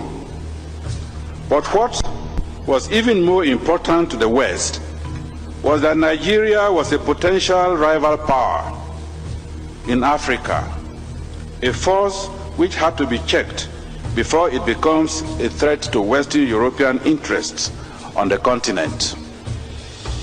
The Biafran challenge, accordingly, provided a suitable opportunity to trim Nigeria's growing wings. He said that according to certain estimates, Nigeria was sitting on a keg of oil, which, given a suitable condition, would make it so rich in just 10 years, that is by 1978, that Nigeria would not require any aid from Europe.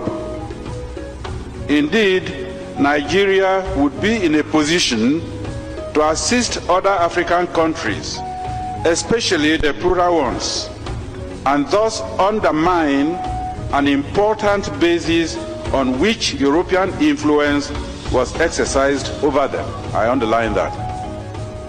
He did not therefore think that Europe would stand idly by and watch Nigeria become to Africa what the United Nations had become to Western Europe.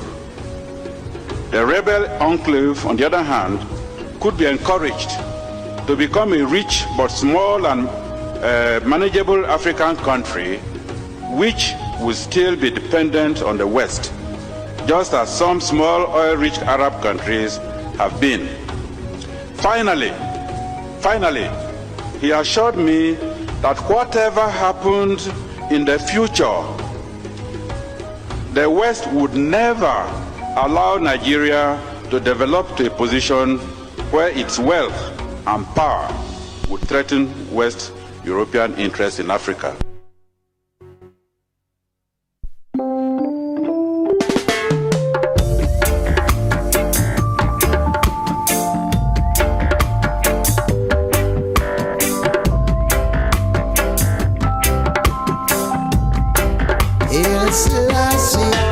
It's the chapel, power of the Trinity.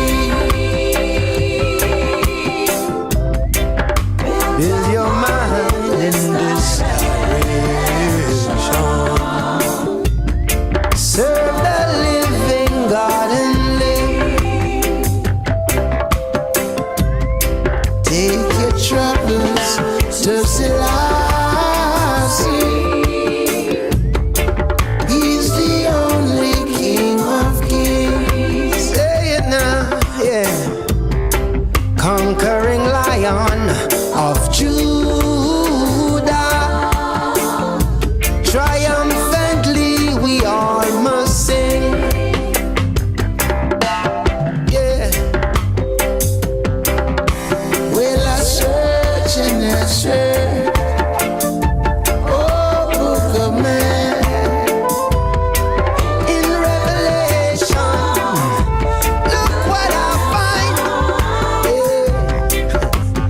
Selassie is the chapel. Yes, all the world should know that man is the angel, and our God, the King of Kings. Let me tell you, I search in this great book of life. Yes, people. I mentioned at the beginning of the program, and we're going to it now. We have Russell Bell on the line.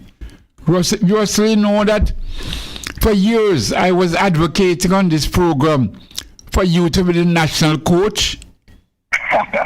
Yes, my brother, and I'll tell you why. I mean, yes, your skill as a footballer and your skill as a mathematics teacher. And I say, if we combine those skills, we should, apart from enough other things that I know about it, you should be able to do much better than some of the coaches that they brought here. So for years, I was putting your name forward that the JFF should think about it. I know you'd probably be a little reluctant now, but I still would want them to put, to be a part of the program, the JFF program. You ever think about it? To be honest, not really, been out of the football for a while. I mean, I look at it from a little distance. Mm-hmm. But, no, I never really gave it any serious thought. You know how we was there for a while. Yes. And we have always since 1962, I think. Yes. There has never been a year in Jamaica where one of us was either playing, coaching, or in administration. So when you say one of us, meaning you are one of your brothers. But yeah, me, one of my brothers, or second generation too. Yes. But mainly the brothers, yeah. Yes. For a good while now. Yes. But you have to pass the torch to another generation, and then also the football change. Miguel, is business now. we come from a world where you do it, that even a Jamaica jersey you have, and you just love it. It's just passion. Yes. But it's different times now. It's a totally different ball game now. Wow. Some of the things that we probably wouldn't either want to do or know how to do. Mm-hmm. Yes. Because it's not just pure sports anymore. Yes. That pity do. It's a pity. It's a But, pity. you know, things have to move on. We can't expect everything to stay as we had it. Yes. Although we believe some of the things were better then. But, you know, some of the things, no, not so bad either, you know? Yes, yes. Now, Russell, a lot of talk now about Right. Education generally, standard Right. drop, and about maths in particular. Right. And when I sat down and thought about it, I said, I have to speak to somebody like you. Because I remember when you and I were teachers at Excelsior High School. Right. And you used to get 100% passes in maths. you know, so you must have some formula to make this thing work. 100% passes. It's not by accident. You used to do it regularly. So I said to myself, what was he used to do different? That and I emphasize a school like Excelsior is not a campion, it's not Right. not for them other school. Is a working class children that Right. go there. You know what I mean? Right. So you had to work hard. Right. You know, so you get 100% passes in maths. Talk to us, Russell, because we want to learn. Okay. As you were saying to me before, there is some concern in Jamaica about apparently there has been some significant fall in the level of passes in math. Mm. And my wife Carol was telling me that generally there's also concern just for all the subjects that there has been some fall, you know. Mm. And the first point I want to raise, this Miguel, is that it's not a new problem. In fact, after you spoke to me, I was reflecting, and I remember maybe about 10 years, maybe a little more, maybe a little less, I was actually on a program, and they asked the same exact question. You know, math passes have gone down. What is my opinion? And there are some other panelists. What were our opinions on as to what the causes were and how to address them? And I said to them at that time that, you know, while I understand, yes, if the thing, I think it was about 30%. Generally, the passes, I think they fluctuate somewhere in the region of 30. Maybe it went down to 25, or I'm not sure, but it's similar to what happened this year. And I said to them, you know, while I understand why the interest in the decline, or if it were increased, why you want to know why. I have a little different concern, which I told them I wanted to share with their viewers. And with your permission, here, Miguel, I want to share it. Yeah, gladly. Go right ahead, my brother, gladly. Yeah. And the concern I had is Miguel, is when you look at the past, historically, yes, there are some fluctuations in what percentage get this.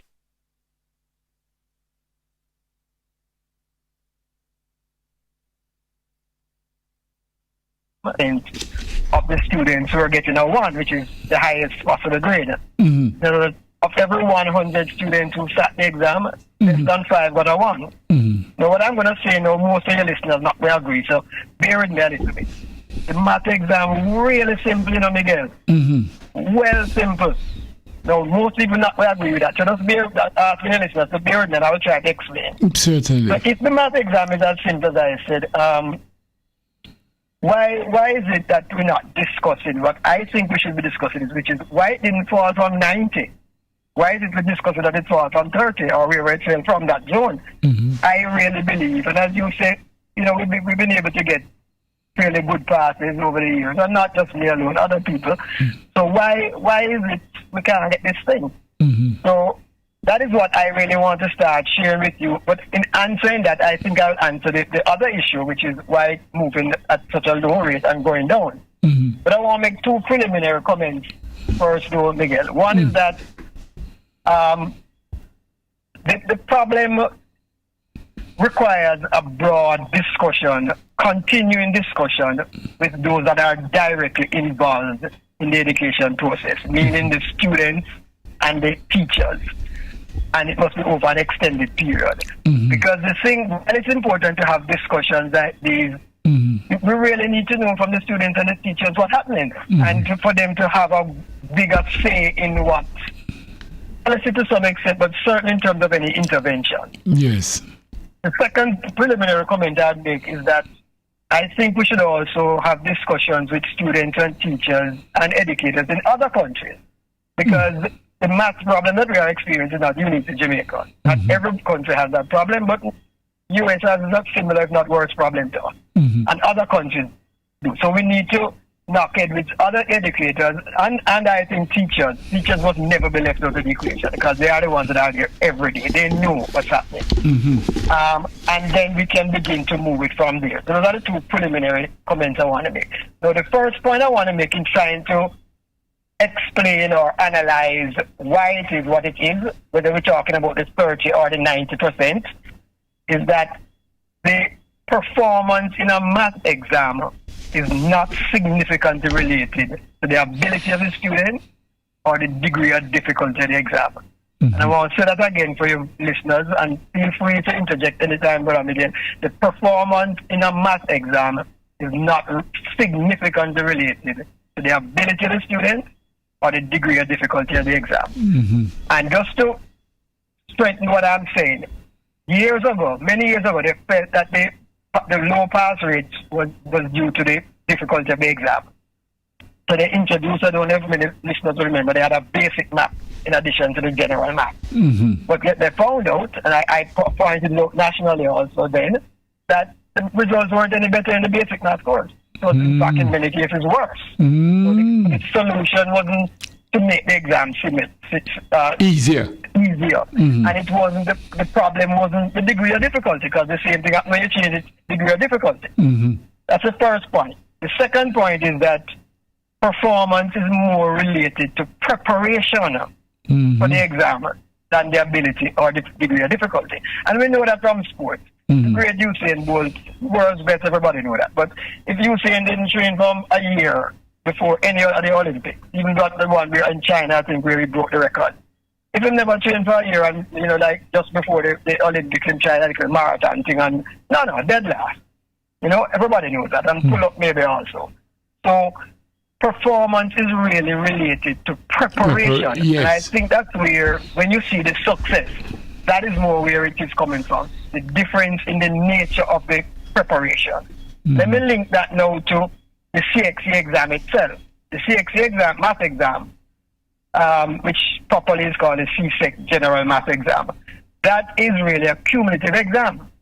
So you get tested, Miguel, on things that you do in first form, second form, third form, right down the line.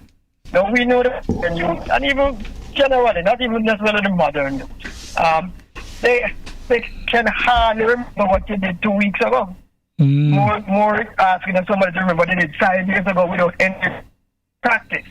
So one of the first things I think we want to look at, whether for the 90% or the 30%, you need, I would say, a minimum of 6 weeks of intensive preparation for the exam. The ideal situation, if it could work, is you stop you're on the syllabus, you stop. And it's just practice, pass, paperwork, and so on. For example, what we do is, as of February, the second week in February, every single week, the student sits up actual CSEC exam. 2012, 2013, January, June. So you see, when he walks in the real exam now, Miguel, it's like the 15th time I'm seeing this, He knows the structure of the exam, he knows the wording of the exam, he knows which one he can get right. You have to try hard not to pass. I like the way you put that. You have to try hard not to pass. You put it the other way around. Believe me, because you have done it so many times. Yes. So I think that's one of the things. If it can be implemented, then we need to try to do it. Also, just so that it doesn't sound like I'm just saying this without any evidence. Many years ago, Sharon Stewart, I don't know if you know Carvel, I think Carvel. Yes, right. Some professor at University of Connecticut. And she asked me to carry our system to Jonathan Grant High School. And we did. With the exact thing that we used to do, we carried out there. Over a 2-year period, we prepared them for the exam. I didn't teach much of it, and it's important for me to say that because I don't want people to think it's because I was teaching Malia.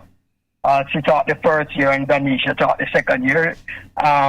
And the results were phenomenal at Jonathan Grant, way above the national average. And guess what? The students were 9th and 10th graders, not 11th graders. So it is doable. And it's not a result of the ability of the students. It's how they are being prepared.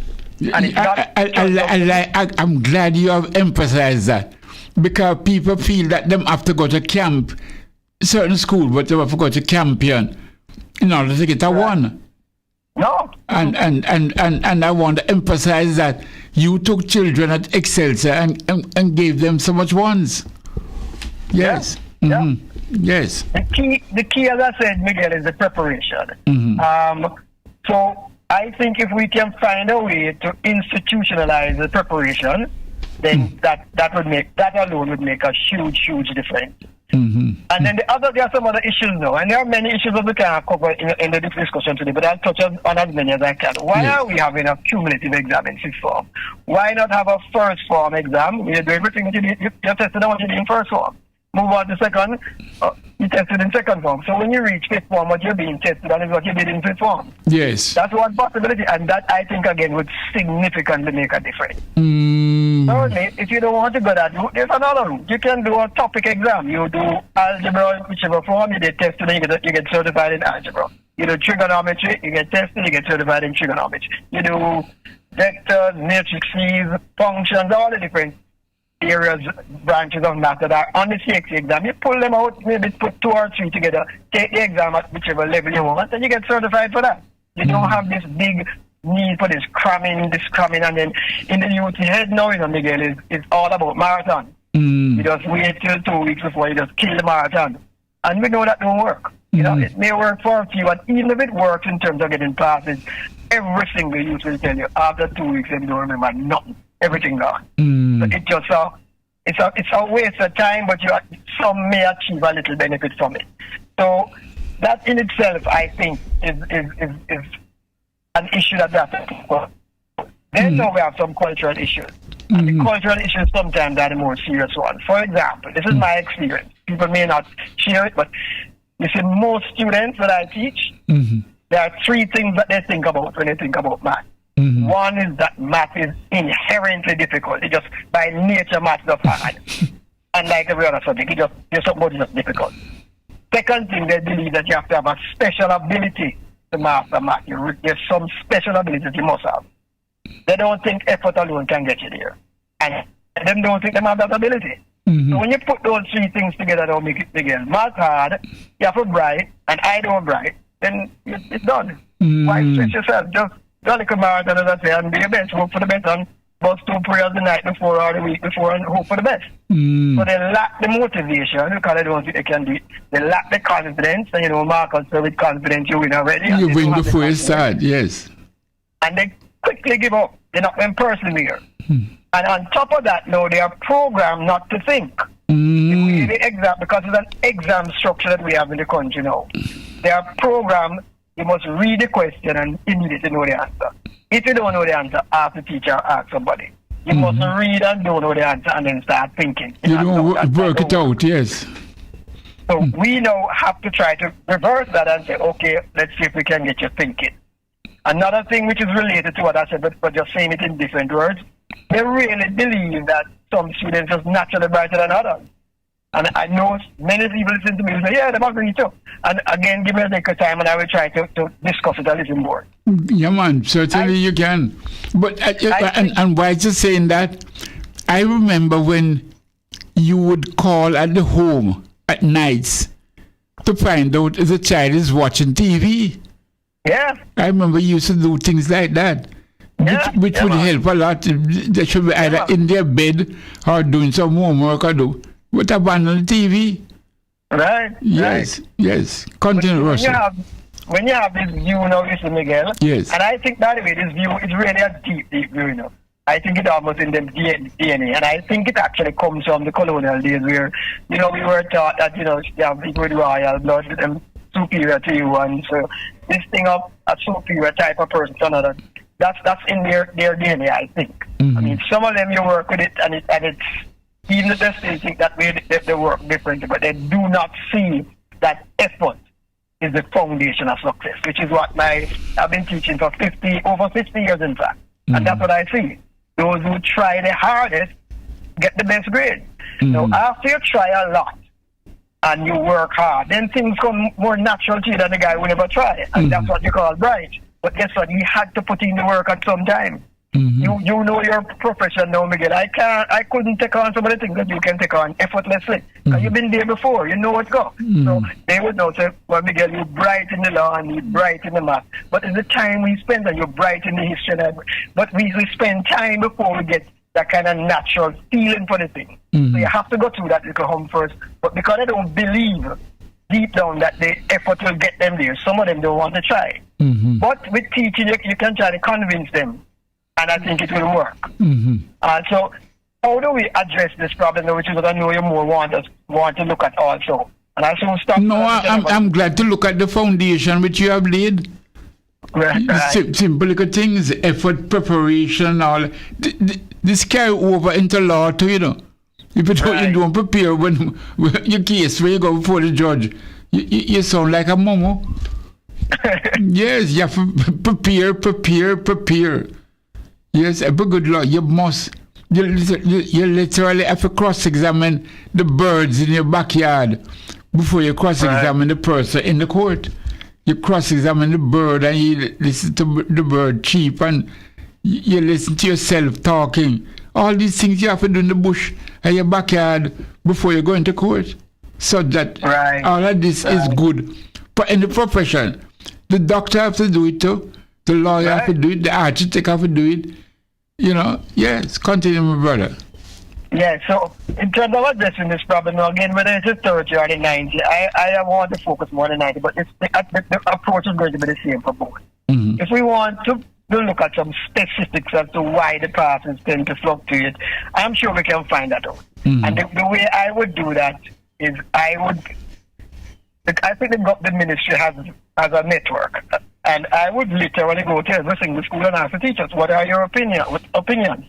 If the students are available, hear their opinion.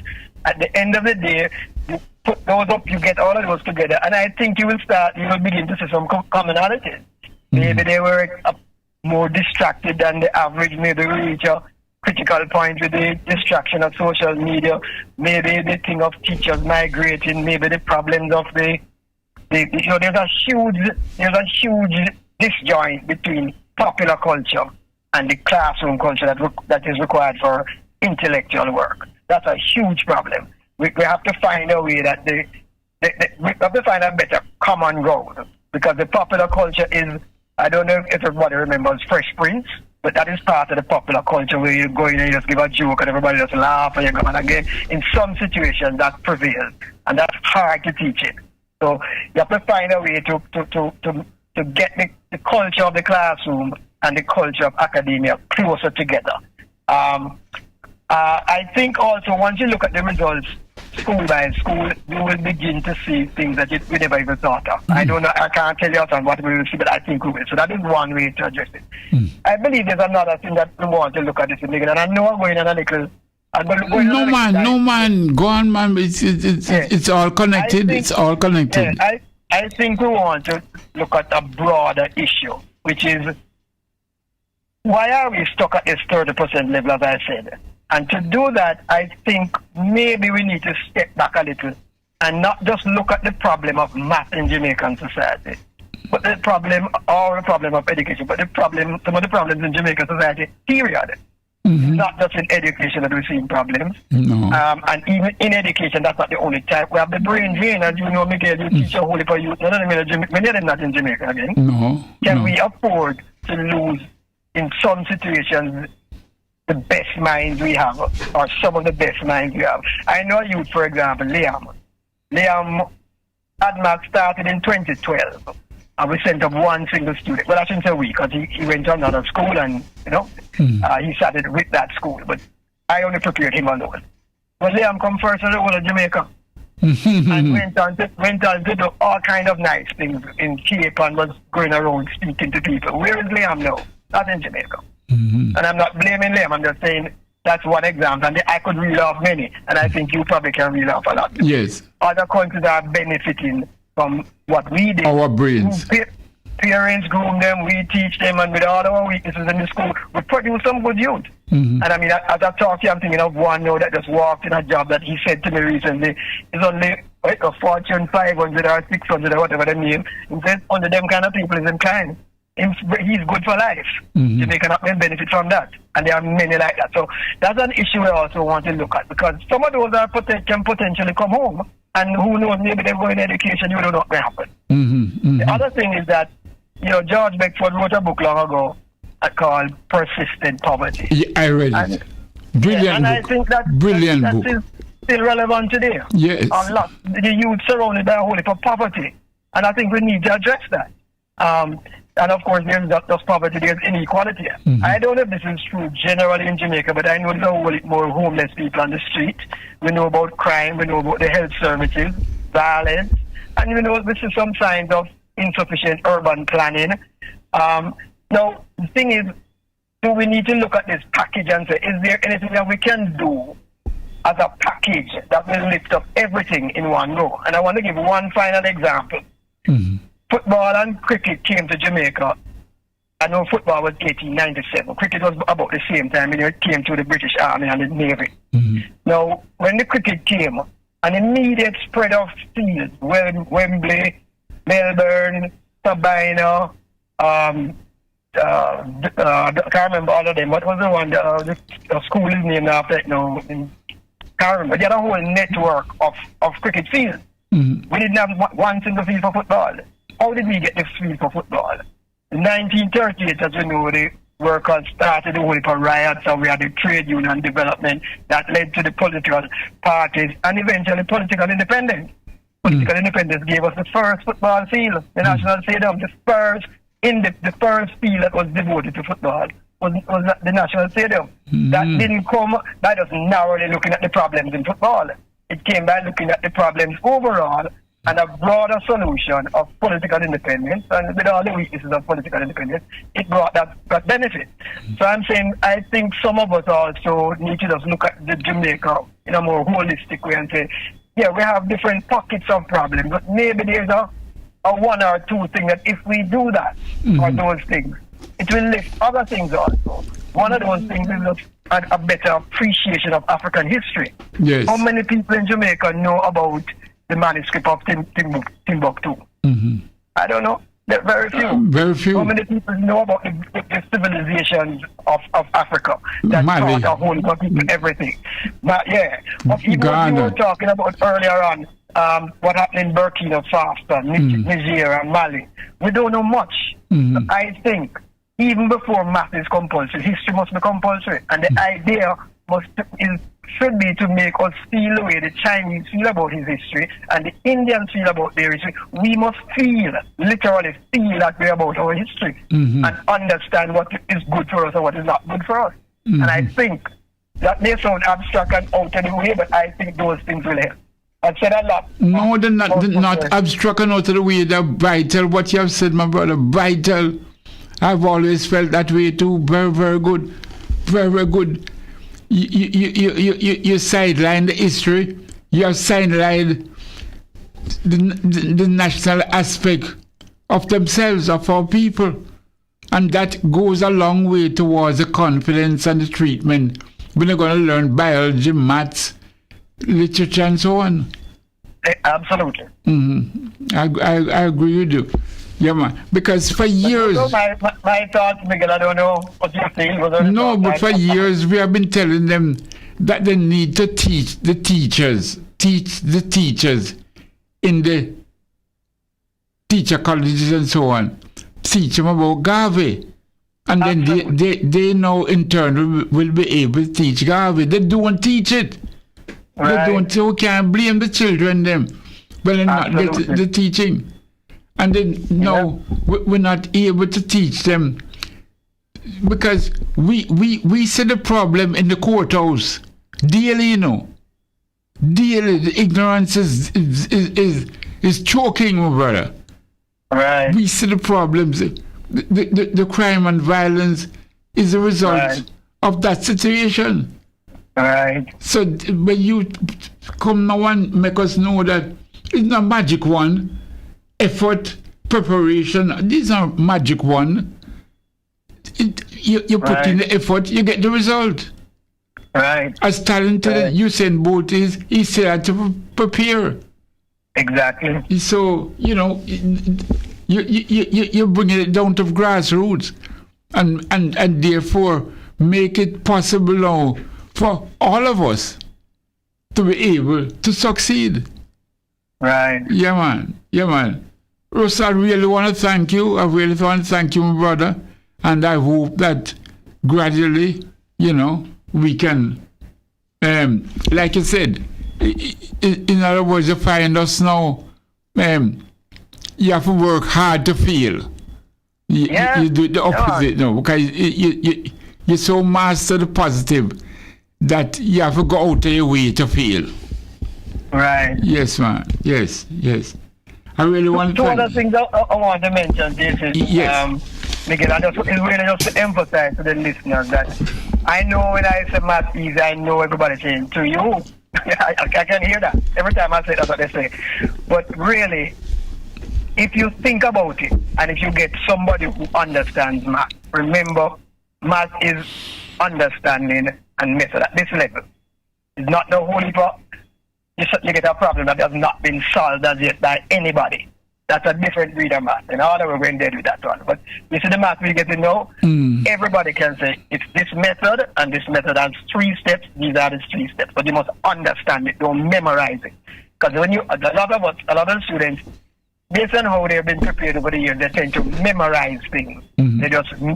So math now is reduced to just bare memory. Now, to me, I would drop math immediately. If it's memory, I'm not into that. You write all the things that I have to remember, that's fine. Give me this thinking, and that's where the joy comes from, making your mistakes. Another thing, as I said, people afraid to make mistakes. How can you possibly learn if you don't make a bag of mistakes? So those are the softer points of what I'm bringing about, making mistakes.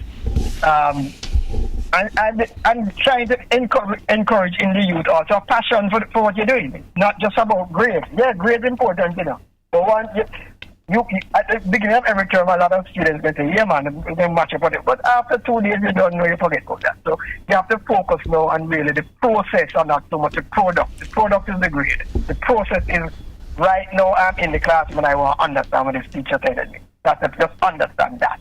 And that's not difficult, because the math that we're doing is definitely not difficult. And I can prove that to anybody listening anywhere. Just tell me where you are, where you meet, and if I can't prove it, I'll tell you any amount you want. It is not difficult. I mean, if you don't try it, then you can't learn it. But it's not that it is really that difficult. The problem in many cases is that you may not remember it. And that is why we need that revision period, extensive revision period of doing the past paper exam. Final soft thing I want to know is a quality that I think as teachers we must have, quality that I see in many of, not just teachers, in many people who guide you, is you have to have love. When you're teaching the youth, then you must know, so you definitely love them. And I want to concretize what love means, because we live in a kind of different world now. Love means just really, at least to me, it means you're as passionate about seeing the youth achieve what he or she wants as about seeing you achieve what you want or what your children want. You passionately want to this youth get a one, passionately want to that. And when the youth get the one, the feeling that you have cannot be described. It just can't. Because I can't, and even try, I can't do it. But I just know it's a nice feeling. But you have to go to the youth with love. And go to the youth understanding, yeah, and fans maybe way down there, so whatever. But all of us in our generation, we just think that different. Love the youth. Just love the youth. But just show love. I mean, I'm not saying it unconditionally for everybody, but for most youth, it has to be unconditional. Because your job is to help the youth. And the youth, them bright, them talented, they're just misguided in some situations, and in most situations, it's more that they have given up hope, they lack the motivation to try, because they don't want to try and fail and damage them confidence. What do you think about, you don't think that we're now losing teachers? You don't think that have some... From what I've heard, I think we have. I think so. And I would put it a little more broadly too. From what I hear, and I know a couple teachers who have migrated, But I think the conditions of teaching not so great, and therefore a certain set of people not going to go in teaching. Certain people will, but the conditions not that great. Now, if you want to attract, they say some countries, I don't want to call out anything, but there's some countries of not many, a few. The highest paid person in the country is the teacher, or among the highest. You know. In Finland, that's true. They ban extra lessons. Everybody have the school have to do well. You know, so you can do some things to hold your teacher, but the conditions, you're competing with other jobs, other salary levels, other comfort zones. You have to compete. Yes. And I think if you do that, you'll get good teachers. Yes. If we have people like you, Miguel, and people like me, we mustn't matter. So we just love teaching. Put us on that tree. You have to go there. Yes. But there's not many people mad like us. There's not many people like us you have. But so the average teacher, you have to you know, make the man can feel like he can achieve as much as the guy who's at the top of the bank or the lawyer or the doctor or the whatever. Otherwise, you know, you will lose some, you know? Yes. You will lose some, for sure. Yes. So I think, from what I've heard, we have definitely lost some teachers, you know? And I heard, again, Carol, my wife, told me that she had them import some people from wherever. Nothing, I'm not saying I oppose that in principle, but you know you have a language problem. Yes. Because a lot of the youth, right now, before those people come in, they will come and tell you, say, boy, sir, I have a teacher from such and such a place. And they may be good, but we just can't understand them. Just can't, if they were talking, they have a clue what him say. Yes. So you have those issues also to face, you know? And in some instances, you have a cultural problem too. Yes. As to what they are accustomed to in their country as compared to what they are accustomed they now find in our country. Right, yeah, for sure. Yeah, but I think we have to get, as I said, first of all, get a mass of teachers involved in talking about their experiences in the class, what them see as the problem, how they think and solve it. You don't have to agree with them, you know, but at least just look at it. And then I said, look at the experiences of other places. I remember every year about this national math competition, and I think in 1997 or 9, I don't remember, somewhere around here, Japan won. And some American teachers went over there to study the Japanese method. And in those days, and I think even though they would just criticize about the teacher them can't teach, and when they went and looked at the Japanese method, and I will just quickly give you an example of what the Japanese would do. They would have a group of teachers, and the teachers, let's say they're going to teach fractions at primary level. The teachers come together and then work out. Miguel, let me tell you the biggest detail, whether it must be a half or a third, everything work out. When they finish work out the lesson plan, one of the teachers in the group present it to the rest of them and they tear it apart and do it again. And you see, when them perfect it, they say, okay, everybody gonna do it now in them school. And people sit and watch them do it. And it worked like a charm. So things like that you can also learn. Here we were just about the teacher them can't teach. But what they said, and I always remember this quotation in the book, it says the difference in teachers, the difference in the ability of teachers was dwarfed by the arrangement of the organization of the teaching itself by the teachers in a group. In other words, they were able to make the fact that one teacher is better than the other, that didn't play a role, because everybody knows the same work plan, exactly. And at the end of the day, you video some of them and you watch them in the comments and you move on. That can be implemented if we have the will. That can be implemented. And so even when you get an inexperienced teacher, it can still work. That can be implemented especially at teachers' colleges. Yes, for sure. For sure. So again, that's the thing about the teachers leaving. If we have something like that, then yes, you love the best teachers, but even when one leaves, if you have a system like that, there is something that they can still put out the best to the students, you know? Definitely. Lot of possibilities, but I think I've covered everything now. Well, you have certainly covered a mouthful.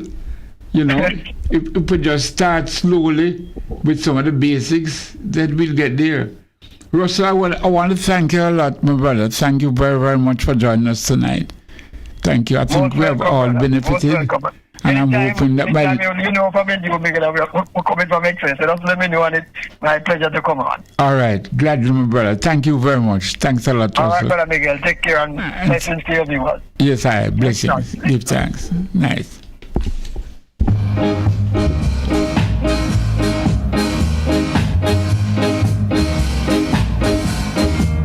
Who are you that I should be mindful of? You run for refuge and were rescued. That's a fact. Then why lie and try to bite the hand that feed you? Yes, the good you do lives after you. You could puff.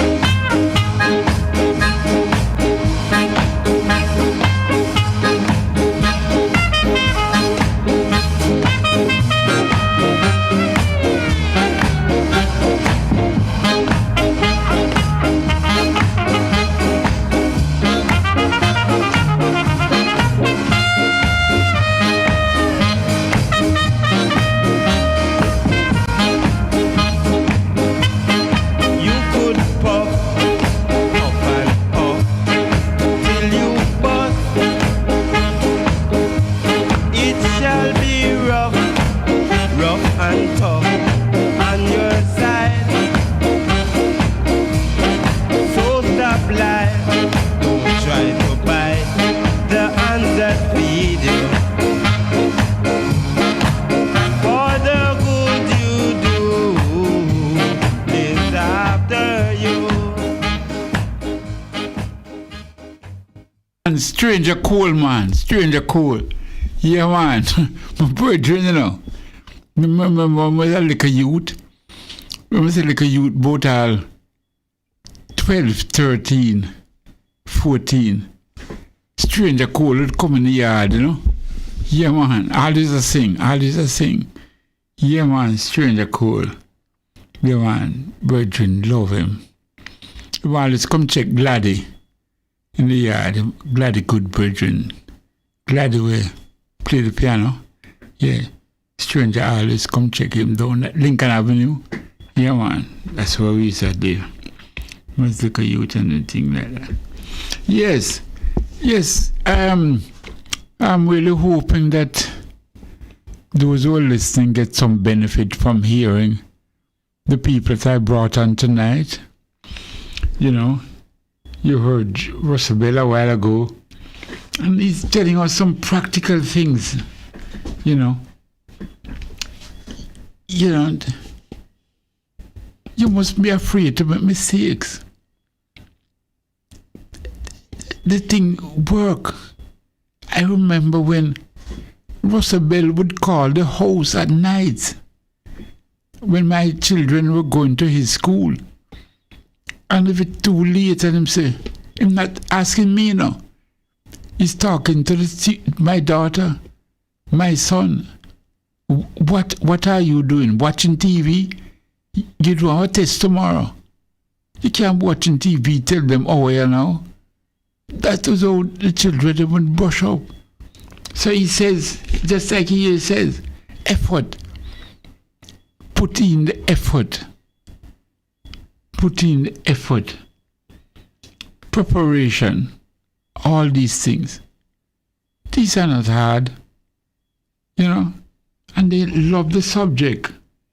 Love the subject. You gotta make mistakes, but how else you gonna correct the mistakes if you don't make them?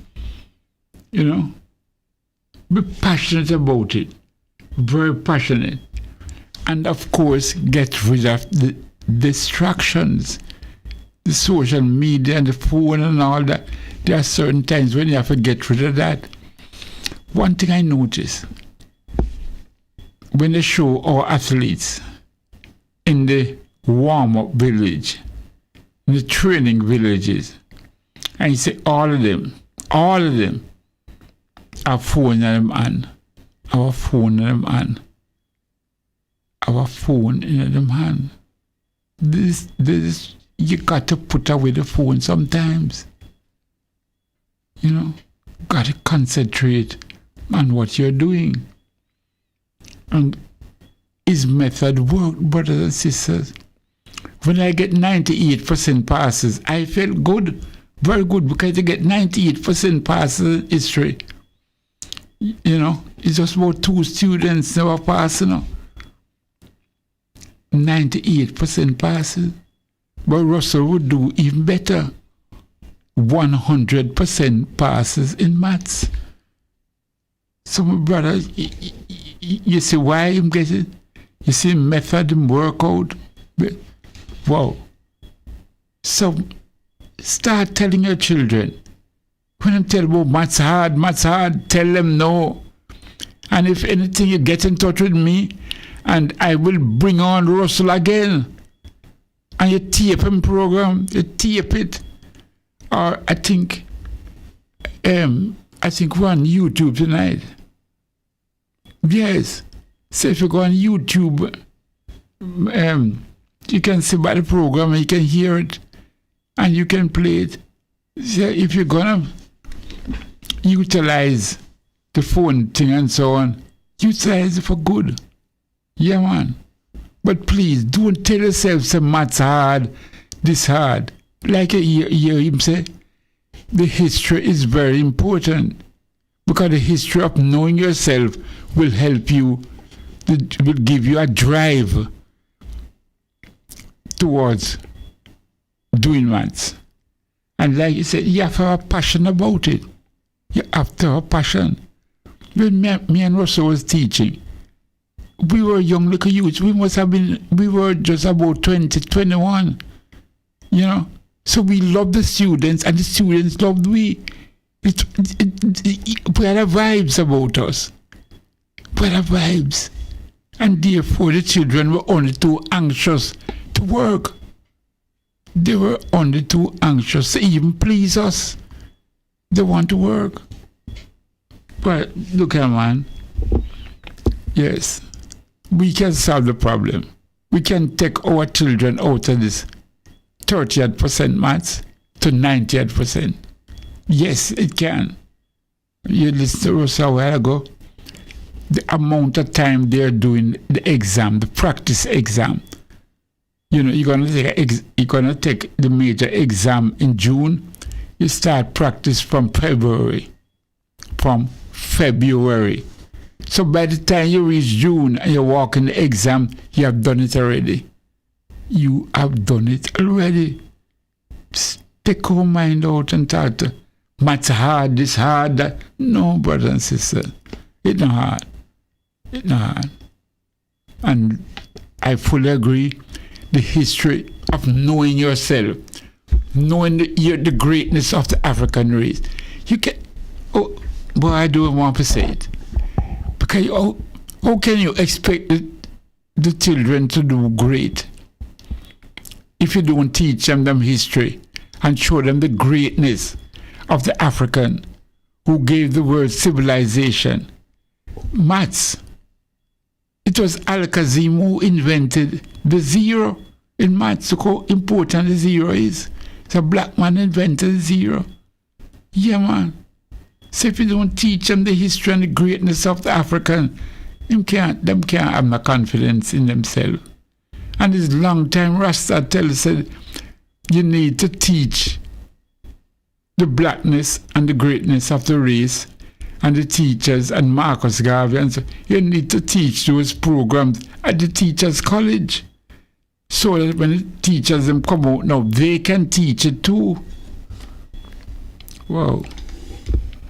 I don't know if a preacher converted, but we have to think.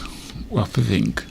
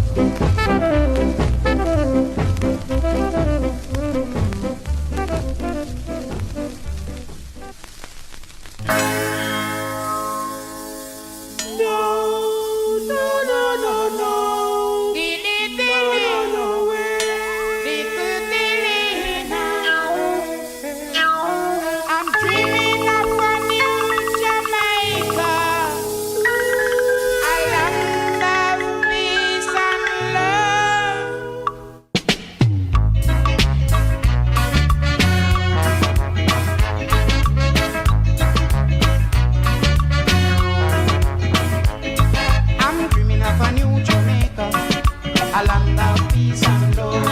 Some say they cannot see no hope. That's why they leave Islam. I know there's hope somewhere. That's why I wrote this song. So let me tell you all who believe in love. I say go sing this song with me. All who believe in love.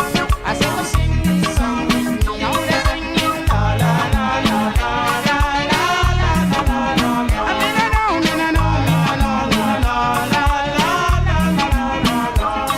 my children all are gone and leaving me behind. I know there is hope somewhere. That's why I wrote this song. So let me tell you all who believe in love. I say go sing this song. Everybody say all who believe in love. I say go sing this song. Now they're singing la la la la la la la la la la. I mean I know, la la la la la la la la la la. And everybody come and rock over town. And the time come and rock all around. And everybody come and rock over town. And I hear this song come and rock all around. And everybody come and rock over town. And everybody come and rock all around. And everybody come and rock over town. And I hear this song come and rock over town. And if they're feeling hungry, them a rock over. And if they're thirsty, still them a rock all around. And everybody come and rock over town. Them a rock, rock, rock, them a rock over town. I know we are in this land. By working and thinking. Come and show the world. Love working hand in hand. So let me tell you all who believe in love. I say go sing this song.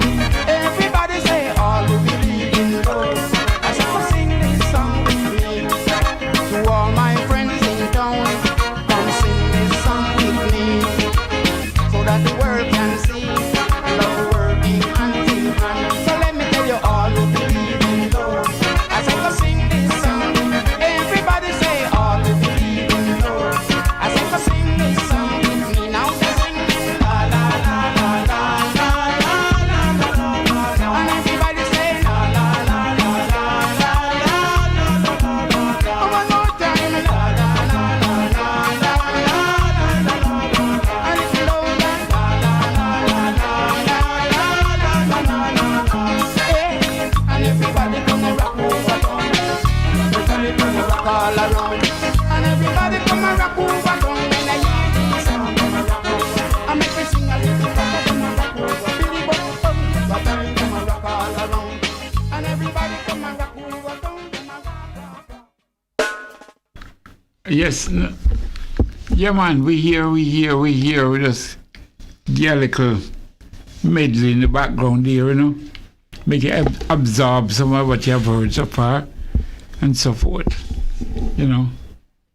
One of the things I want you all to think about is, as Mark Malaber pointed out to us, and you know, he's a principal of Yalas. So he's in the midst of things. He has to find teachers. Some subjects him have to drop because I don't know teacher subject. Yeah, he's daily, he has to be practical how he runs a school. And I would imagine there are many other schools that have to be run like that. Like here, Russell said, one of the first things he would do is go to every school and find out what's the problem. What is the problem at school? And you'd be amazed. Sometimes it's not even a teaching problem. You know, find out what's the problem at school. But, you know, if you take that approach, the approach that you can correct the situation, the approach that the children are bright, the approach that the children are good, and all that, make a big difference. You know, I know my wife is a teacher. She teaches handicapped children. And I remember when she was doing teacher training, a simpler thing at the school, when she asked the principal for a eraser, a duster, to be able to wipe off the blackboard, clean it off. She asked for a duster. principal tell her, "We kill off yourself." Most of them have their prison number already. In other words, if you take that approach, that the children have them prison number or them death number already, no, you can't be in teaching. You should not be in teaching. You have to love the subject. Love the subject you're teaching. Love the student. Have a passion, like here Russell just said. You have a passion, a love and a passion. You know, you have to go with a clear mind.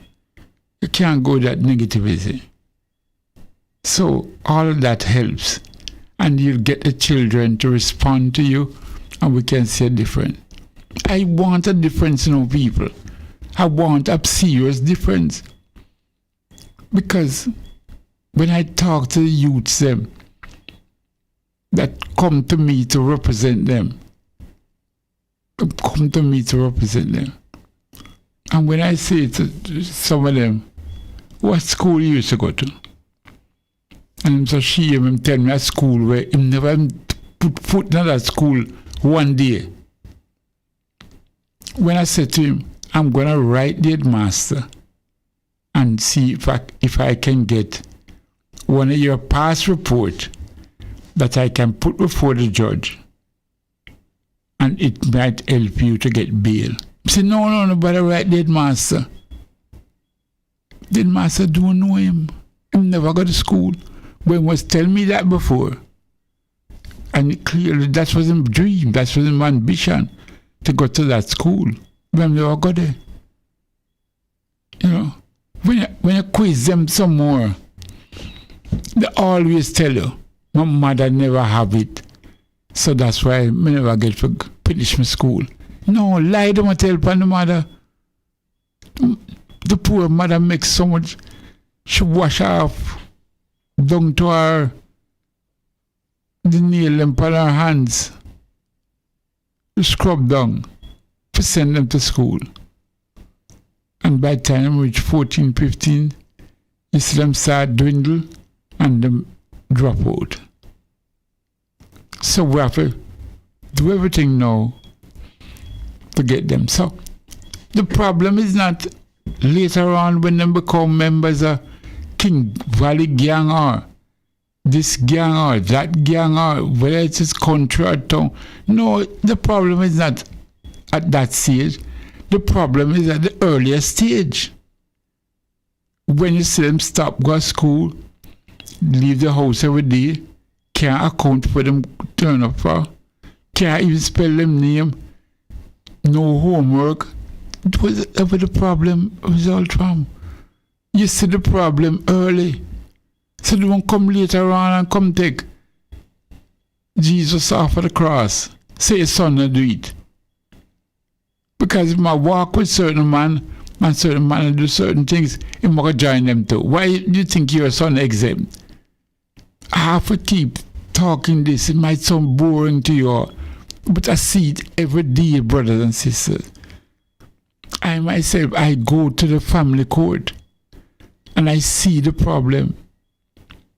And I tell them, the family court, I see some of the probation officer get so used to it that them right, the child is uncontrollable. I have to get up and tell the judge, a 14-year-old cannot be uncontrollable. That is what you're there for, to solve the problem, not to repeat the problem. When I hear a 14-year-old uncontrollable, I know we're doomed. Because when a 14-year-old uncontrollable, it's just a matter of time. It's serious, brothers and sisters. So we have to make sure the education. So when the member of parliament get themselves big wages the other day, they should have put it in education. They should have put it in education. Education affects all of us. You have got to make sure the teacher can buy a home. Should not look a family, they can buy a home. You know, and pay the mortgage. Yes, make it reasonable. And then sometime now, them have a little car to drive from home to work. In other words, the basics that teachers them ask for, you must give them. You gave yourself 300% increase the other day. You gave yourself 300% increase.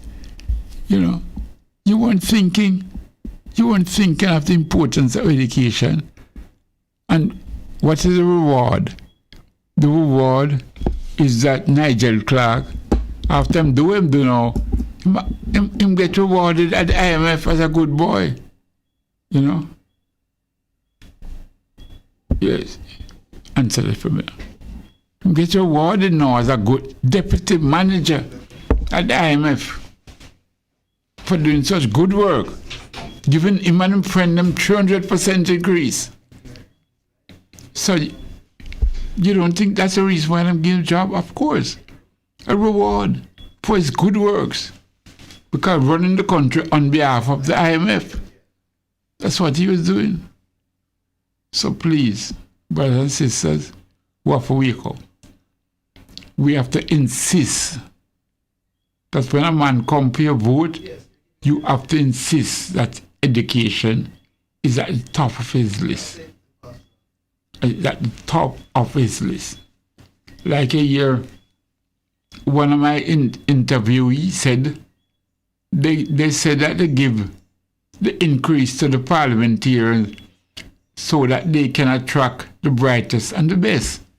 You don't think we want to attract the brightest and the best for teachers too? You don't think we want to attract the brightest? Shouldn't we try to attract the brightest and the best for our teachers? Wow, it's crucial. So we're all in this thing together. Yeah, man.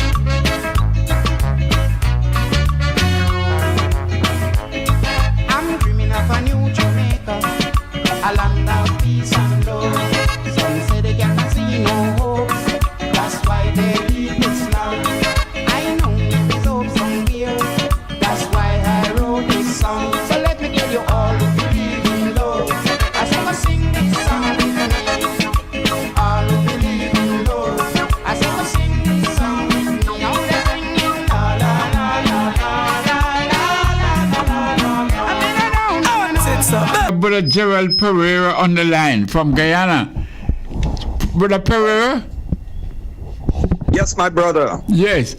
I want to talk to me a little about the present Africa-China summit, which is going on now in China. You know, what you think are its benefits, what are its drawbacks? Because your mind, I greatly respect. Oh, thank you. Yes. Greetings, my brother, and greetings, and one love to all my Jamaican family, those who are listening. Yes. Yeah, I was looking at the arrival of the African leaders in Beijing. President Xi Jinping welcoming them to China. I think this Africa-China summit is it's of tremendous importance for the motherland, for Africa, because this is at a time when we see we're moving towards a multipolar war. And there are those who are trying to, by the hook or the crook, maintain the whole order. They want a unipolar world, a world that the US empire will be able to bully sanction and dictate to. But we're seeing with the arrival of BRICS plus other countries joining BRICS and this partnership between China and Africa, the rise of a new order, a new global order, a new order away from the dominance of the U.S. empire and the West, the West European countries, those Anglo-Saxon countries. This is a time when this is happening. It's an Africa. The African leaders, are moving closer with China. And I want to say this. Before I get to how Africa could benefit from the relations with China in terms of trade and economic cooperation or whatever. You know, I am not a fan of President Paul Kagame of Rwanda. I'm not a fan of him. But he said something two years ago, I think it was about 2-3 years ago. He said that the Chinese, when they deal with you, when they deal with Rwanda, they deal with Rwanda as a sovereign country. They recognize and they respect their independence, their sovereignty, and they deal with them as equals. The Chinese president said that when he met the prime minister, I think, of Samoa. He said, irrespective of our sides, Samoa and the Pacific, he says China respects the sovereignty of every country, and it's based on that type of mutual relations. We don't see that from the American empire. The Americans bully you, and they treat small countries as though you're non-existent. You only have to look at the way they describe us in this part of the world. They report us as their backyard. That's how arrogant they are. Their backyard. The Chinese don't operate like that. China's a very old civilization. A very old civilization. And China has no record. No record. You name a country that China has invaded or launched a war against over the past 75 years. Which one? Other than when they were involved in the War of Liberation against the Japanese, and then they had this struggle against the Guomindang, led by Chiang Kai-shek and so, and Mao Zedong and the Red Army defeated them. But you name me, which war that China was in the last 70, 75 years? And then you look at the United States. You look at the United States and see their involvement, the wars, the various endless wars, destabilization of countries, overthrow of democratically elected governments, and so. So Paul Kagame's point was that China is a powerful country, but it treats Rwanda with dignity and respect.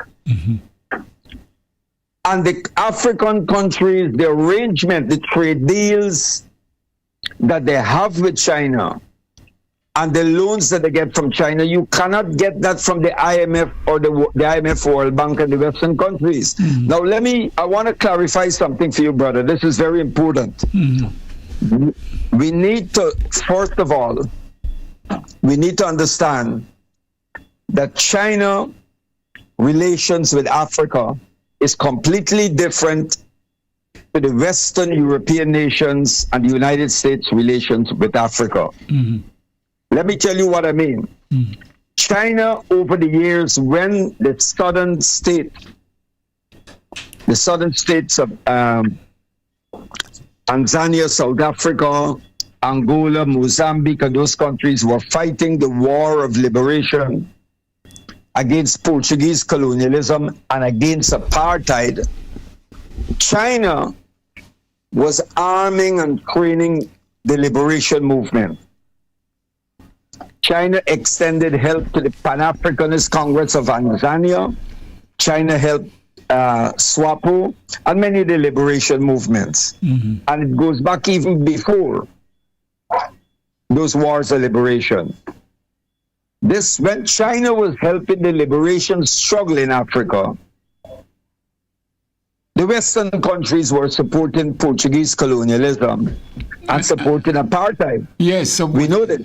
You're supporting South Africa. That's right. The whites in South Africa. The whites in South Africa, yeah. That's America right. and England were actually arming them. Yes. With the one of the most efficient weapon was the helicopter, the gunship, which could maneuver and go into bush and kill us.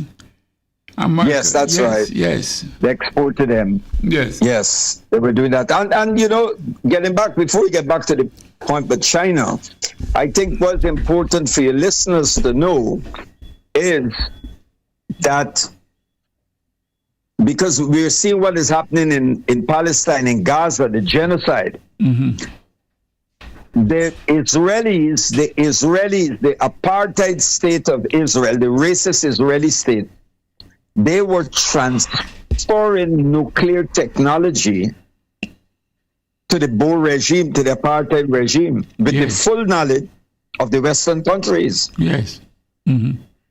When they had the ANC came into office under Mandela, part of the arrangement, the condition that they made to the transition was that the new South African, the black government will hand over the nuclear technology that South Africa already had. That was part of the arrangement. So in other words, for the United States, Britain, and the other Western countries, it was okay if the white regime, the white racist regime, had nuclear weapons so they could use it against the frontline African states. But the minute a black government came into power, into office of power, right, they took away the nuclear weapons. In other words, the nuclear club is a white boys club. Yes. It's a white boys club. And that is why I fully support those countries that are arming themselves to the teeth with nuclear technology to defend themselves, such as Iran and North Korea, because we've seen what they did to Iraq and what they did to Libya. The white man, the Anglo-Saxon people are devious. They're liars. They don't stick to their word. They will tell you all sorts of things. And as the Korean said, do we look to you like fools that we will give up our weaponry while you have yours? We will give up our nuclear arsenal. You have your arsenal so you can use it the next day on us. No. They said we have learned from Iraq and Libya. But why I mention this to you is because the Chinese helped the liberation struggle in Africa, in the frontline states. And Africans were going to China on scholarships and so. But now, where China is now, China as an economic power, China's building infrastructure, building hospitals, building schools, roads, highways, so that roads right through outlying areas so that farmers can bring out their produce and so. And even African leaders who are not they're not anti-imperialist, they're not even progressive as such. Many of them are just new colonial stooges. But even these guys have to admit that what the Chinese are offering them is completely, they were never in a position to get that from the West. Or can they ever get it? They will never get it. And we need to understand that China deals with these countries on the basis of a win-win. It's a win-win. Now, I have heard some people with this ridiculous and absurd theory, which is a very fallacious theory, that the Chinese are exploiting African resources Right? Now, this is a statement made out of absolute ignorance, or it is playing to the imperialists, the tune of the imperialists. Now, we live in a world that is globalized, that is interconnected, and we know the dominant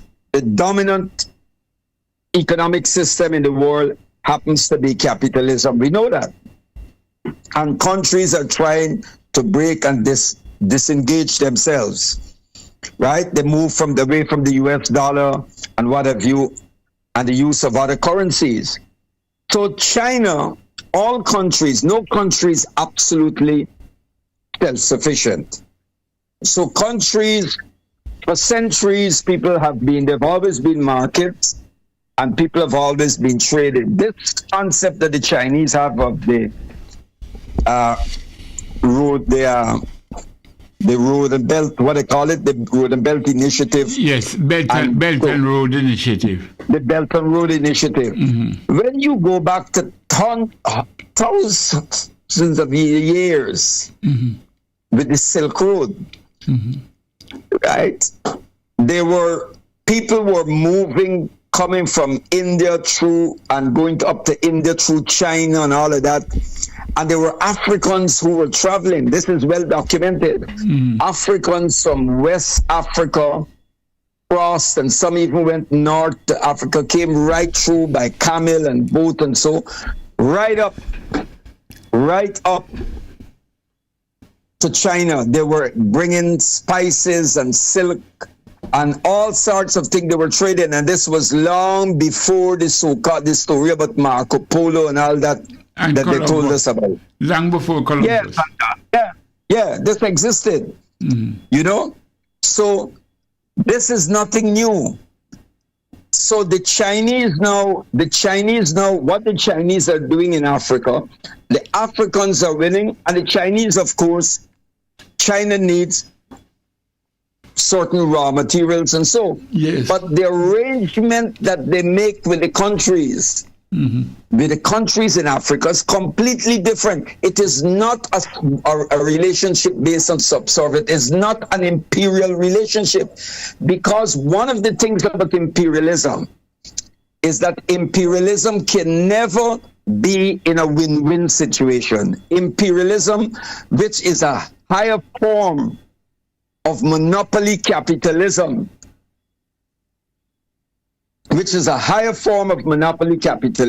is ruthless, must get the lion's share.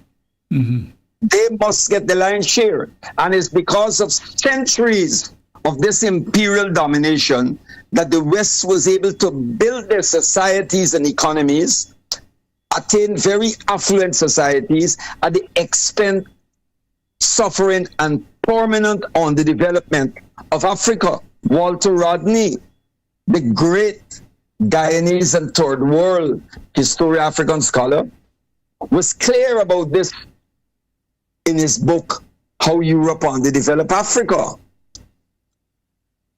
So we don't have the Chinese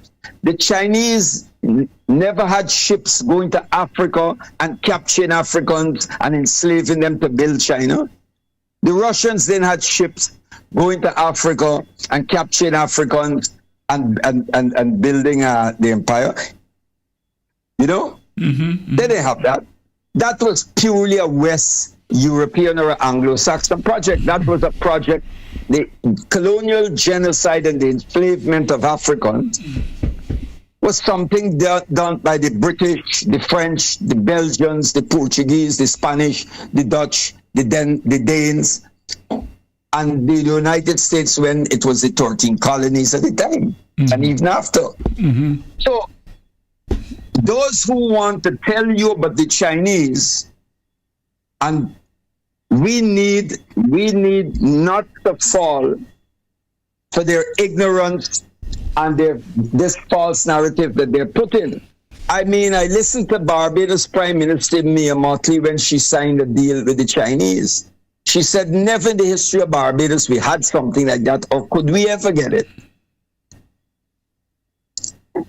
In other words, what you get in So from the Chinese. The loans that China provided to them to build certain for housing and for roads and other infrastructural work, and so he said it's amazing. So why the African leaders are going to China is because they know that the arrangement with China, what they will get from China, is completely different from what the West has to offer. Now, if we look, the Chinese don't interfere. The Chinese do not interfere in your domestic affairs. The Chinese don't tell you, they don't go to the Africans and say, well, look, we're going to lend you $200 million on the condition, on this, the condition is there, on the condition that, the conditionalities are that you have to have LGBTQI plus whatever, the alphabet soup. But you have to have legalized same-sex marriage and all of that. That is what the West is doing. Yes. That is what the West is doing. Yes, they make it plain. Yes, when the Eastern Bloc collapsed, they put pressure on Romania. They said if Romania didn't relax their laws against homosexuality, they can't get aid. So what they're doing is their aid come with heavy conditionalities. In other words, it's a culture war. They're not trying to keep you down economically too, but they're waging a culture war against us. But so they want the Africans now to accept same-sex marriage and homosexuality and all that, and the Africans are telling them plain, no. You want to have that, you keep that there. That's not part of the African tradition, Anita. You keep that there. That's what the West do. That's what the British do. That's what all of them are doing, the Canadians and all of them. The Chinese don't come in. The Chinese then give you, the Chinese come in to assist. They work along with you. The Chinese don't tell you how to run your country, what law you should have, what law you should not have. Non-interference in your affairs. The Chinese don't bully African leaders. They don't tell them who they should have relationship with and who they should not have relations with. One thing the Chinese are very clear on is the one China policy. One China policy. And we support that. I support that, our organization, we support that.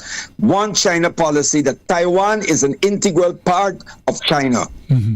Hong Kong is an integral part of China. Yes. Macau is an integral part of China. That's right. That's right. If you see, and the hypocrisy of the West, they want to speak about Taiwan and China, but the United States invaded Hawaii, and U.S. Marines put guns to the Queen. And dethroned the woman and took control, occupied the country, and in the interest of our people to avoid bloodshed, she gave in. So when you look at the history of the United States, you look at Texas, and Texas is trying to. There's a secessionist movement in Texas that is trying to make Texas independent. You think the United States is going to allow Texas to break away from the Union? No, mad. No, sir. No, it won't happen. It won't happen. And it's a very growing and powerful movement. Yes. And they're in California. And some states like Rhode Island and so, yes, there's a secession movement. California has been flirting with that idea of breaking away too, at one point. For a long time. Yes. California is another, you're quite right. Yes. So the African going to this summit, it's going to strengthen the economic, and not only the economic, but there's cultural relations, but economic relations with China, because China has a lot. The technology, the know-how, the systems, what China can do. Because Africa has the resources and Africa needs the necessary know-how and the direct the foreign investment. And the collaboration with the Chinese is very important, not just for Africa, but for all those countries who are trying to break out of the stranglehold of the empire Western imperialism. Mm-hmm.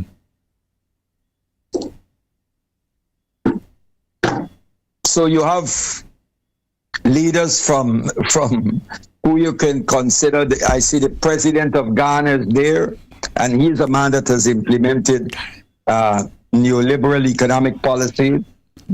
You know, Ghana is in a lot of problems because we know that the IMF neoliberal economic policies has not done anything for Africa. It is not even working in the Western countries. In the Western countries, it has increased the gap between the have and the have-nots. Only the other day, I was looking at some statistics where they mentioned in Australia, 1% of Australians, 1% of the Australian population, their wealth is equivalent to 71% of the population, if you add it up. 1% of the Australian population, their total wealth is equivalent to 71% of the Australian population. And there was recently, not too long ago, research body carried out a survey in New Zealand, and they interviewed 1,001 persons, and 64% agreed that the economy is rigged in favor of the rich. Yes. So why I'm making this point to you is that this neoliberal economic policies that they impose on Africa and Caribbean countries through the World Bank and the IMF, deregulation, privatization, open your markets and all of that, open up your country to foreign. So what we do now, you got a place like Guyana, I guess it's happening again. Imagine in Guyana, a country that we have, it's a big country, and we are importing plantain chips coming from as far as Thailand. What kind of chips? Plantain chips? Plantain chips.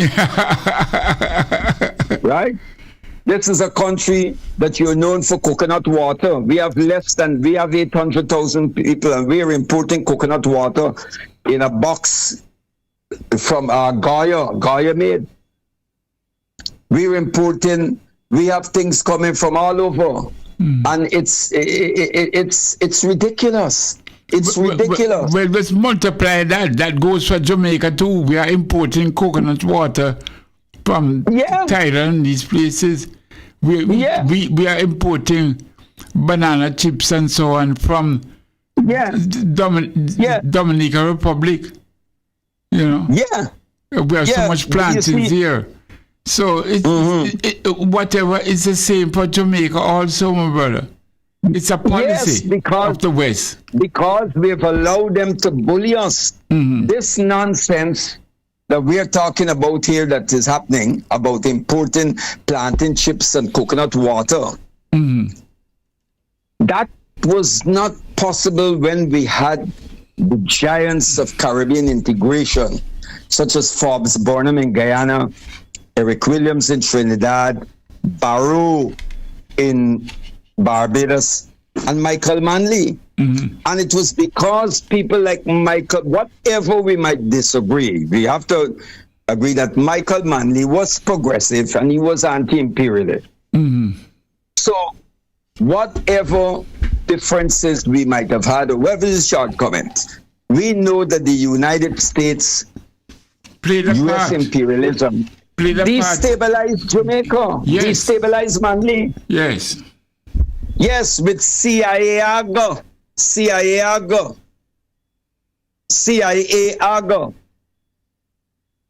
You know what I'm talking about? They say Siago. We say CIA-ago.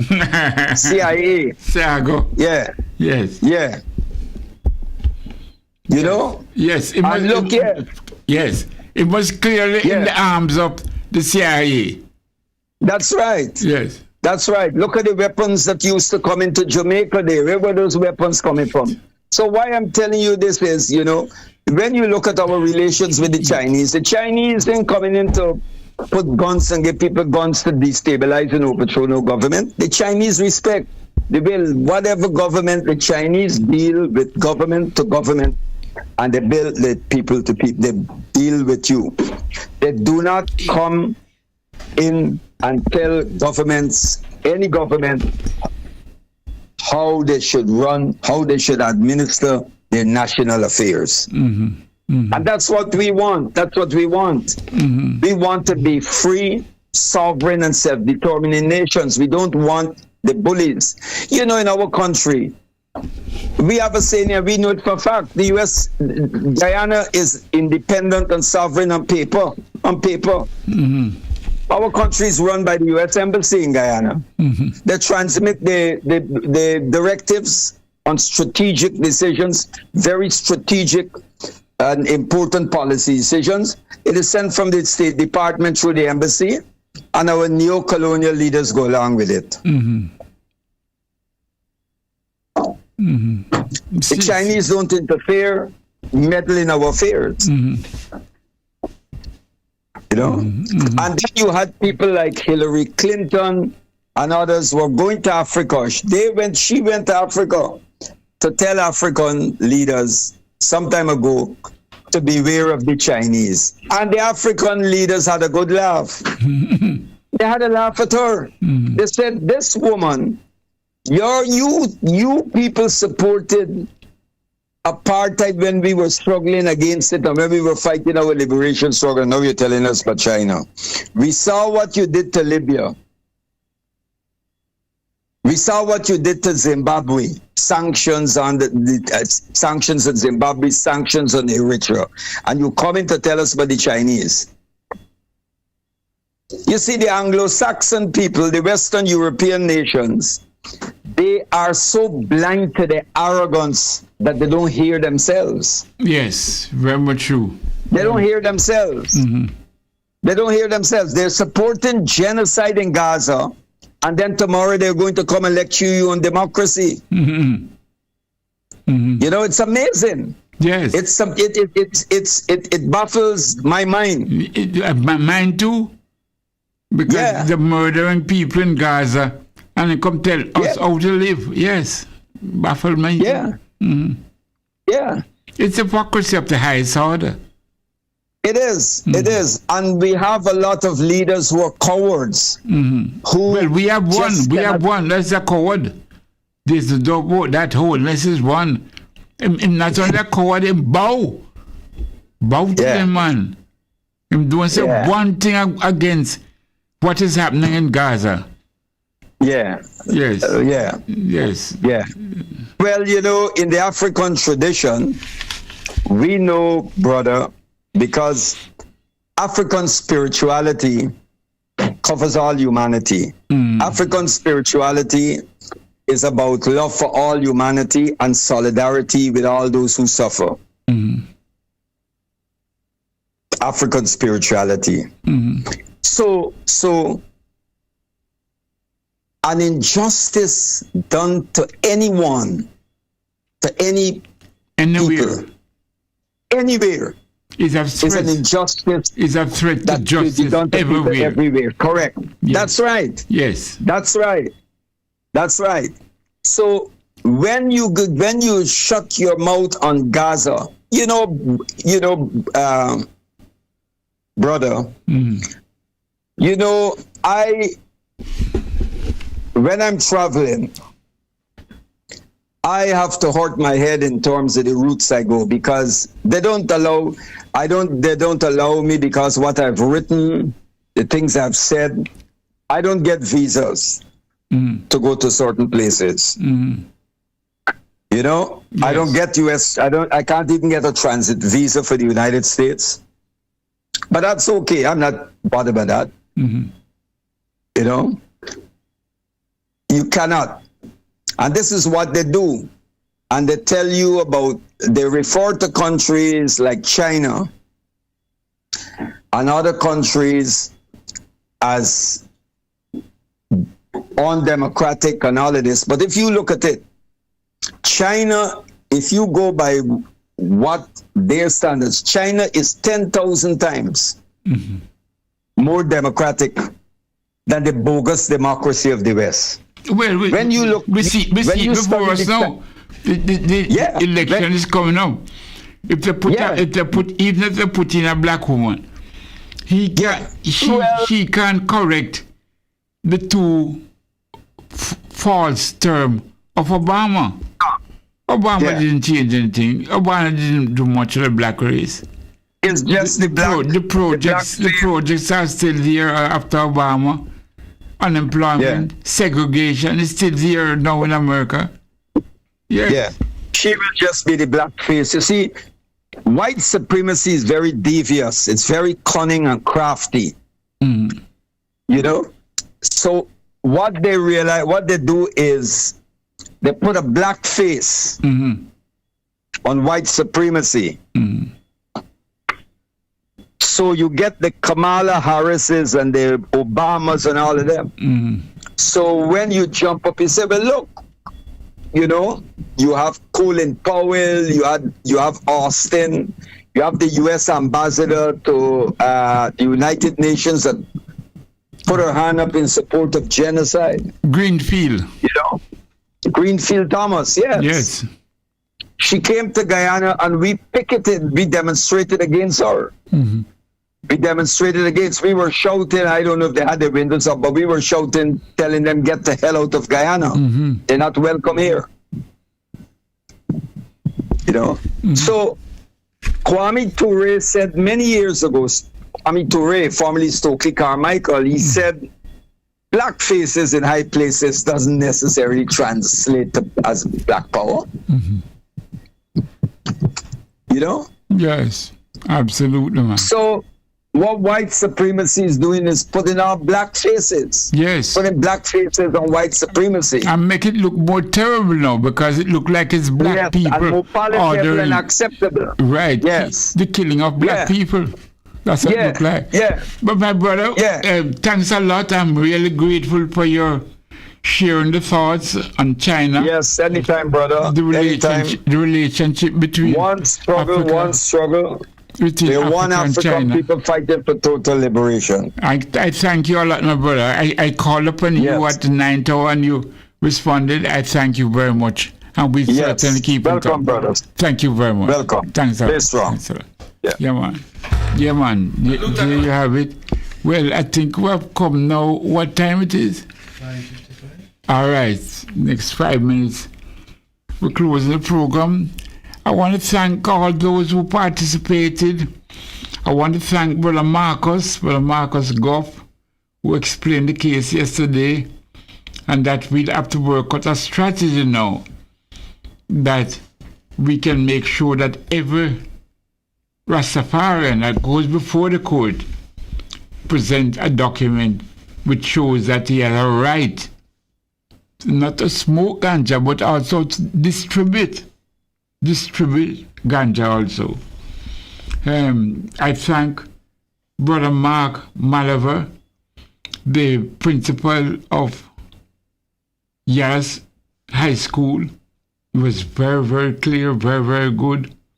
I really thank him, and we want to give him as much support as possible. I thank Brother Russell Bell.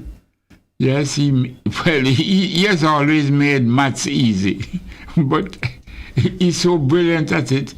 But he tells us the formula. He tells us that preparation, 6 weeks of preparation before an exam. He tells us you got to put in the effort. You got to put in the effort. You have got to avoid the distraction. These are simple methods. Your child can't be taking exam and every day they on TV, they on this and that. No. You must avoid the distraction. You have to love. You're teaching the subject, you have to love the subject. He tells us you're going to make mistakes, So, if we have a system where he tells us to focus on the procedure, don't just rote learning, you study it and you memorize it. No, learn to work it out. It will depend on memory. So, these are not strange things, brothers and sisters. These are not out of the way things. These are not things that you have to hold for money for. You have to hold money for go extra class and so on. But certainly, we are, as he said, in Finland, one of the highest paid person is a teacher. Not so in Jamaica. The politicians give themselves 300% increase in wages. And is now telling the teachers, you must be patriotic and stay here. No. That's an insult. So, just want to say that Sudan, the war going on in Sudan between the rapid support forces and the government, and the war going on. But in the midst of the war now, flooding is taking place. Lots of flooding in Sudan. Kill over 100 people. So boy, what if a problems there? So we don't want to lose track of what's happening. I know some brothers are planning some sort of a candlelight vigil. You think you could have find that song for me? Jessica made a song. Jessica Mbangi of South Africa, brilliant lady. She had made a song in Jamaica here. She and Raw Deal. I think you can find Jessica Mbangi and Raw Deal had made a song. I'm in love with a Rastaman. I am in love with a Rastaman. If you could find the plate. We're honoring Jessica Mbangi, South African, who made several visits to Jamaica. She literally made Jamaica her home. Yes. I'm in love with a Rastaman. Jessica and Raw Deal. You see it there?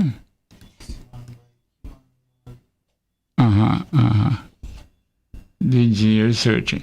So I want to thank Lord, I want to thank Russell Bell, I want to thank Mark Malava, I want to thank Marcus, and of course I want to thank Gerald Pereira from Guyana, who crowned off our program. Because the Chinese Africa Summit is going on now, Wednesday to Friday. I think over 50 African leaders have gone to China and so on. So that's cementing ties with China.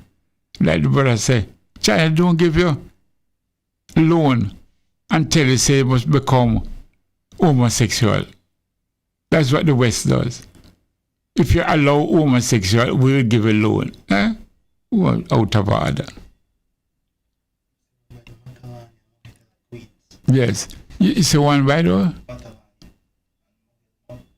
You don't see the one by Jessica Mbangi and Roddy. You don't see that one? All right. It's the one by who? Malatini. I never hear this one. What it says, I'm in love with a Rasta man. Make a hear it, make a crown off with it, so. I knew I was underwater.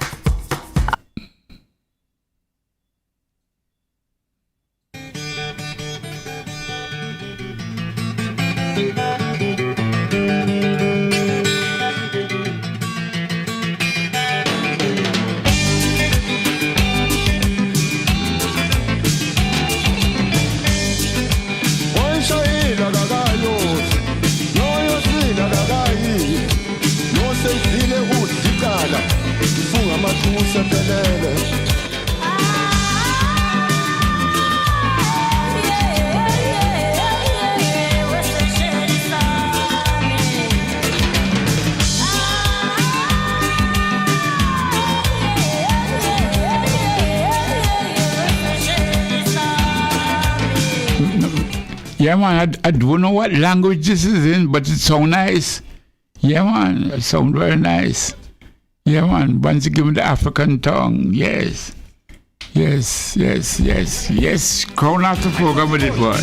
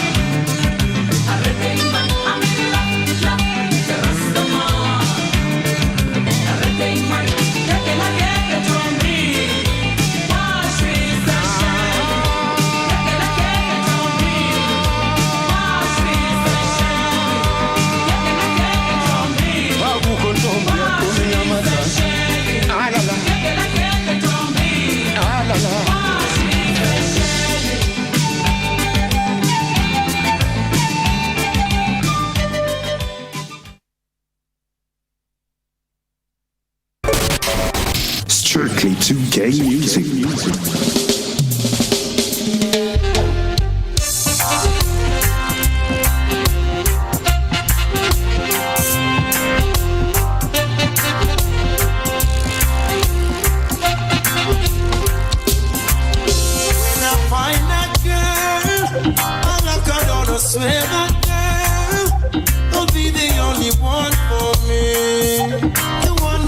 My life complete, yeah. And when I find that girl, I hold her down, I swear I swear, she'll be the one that conquers me.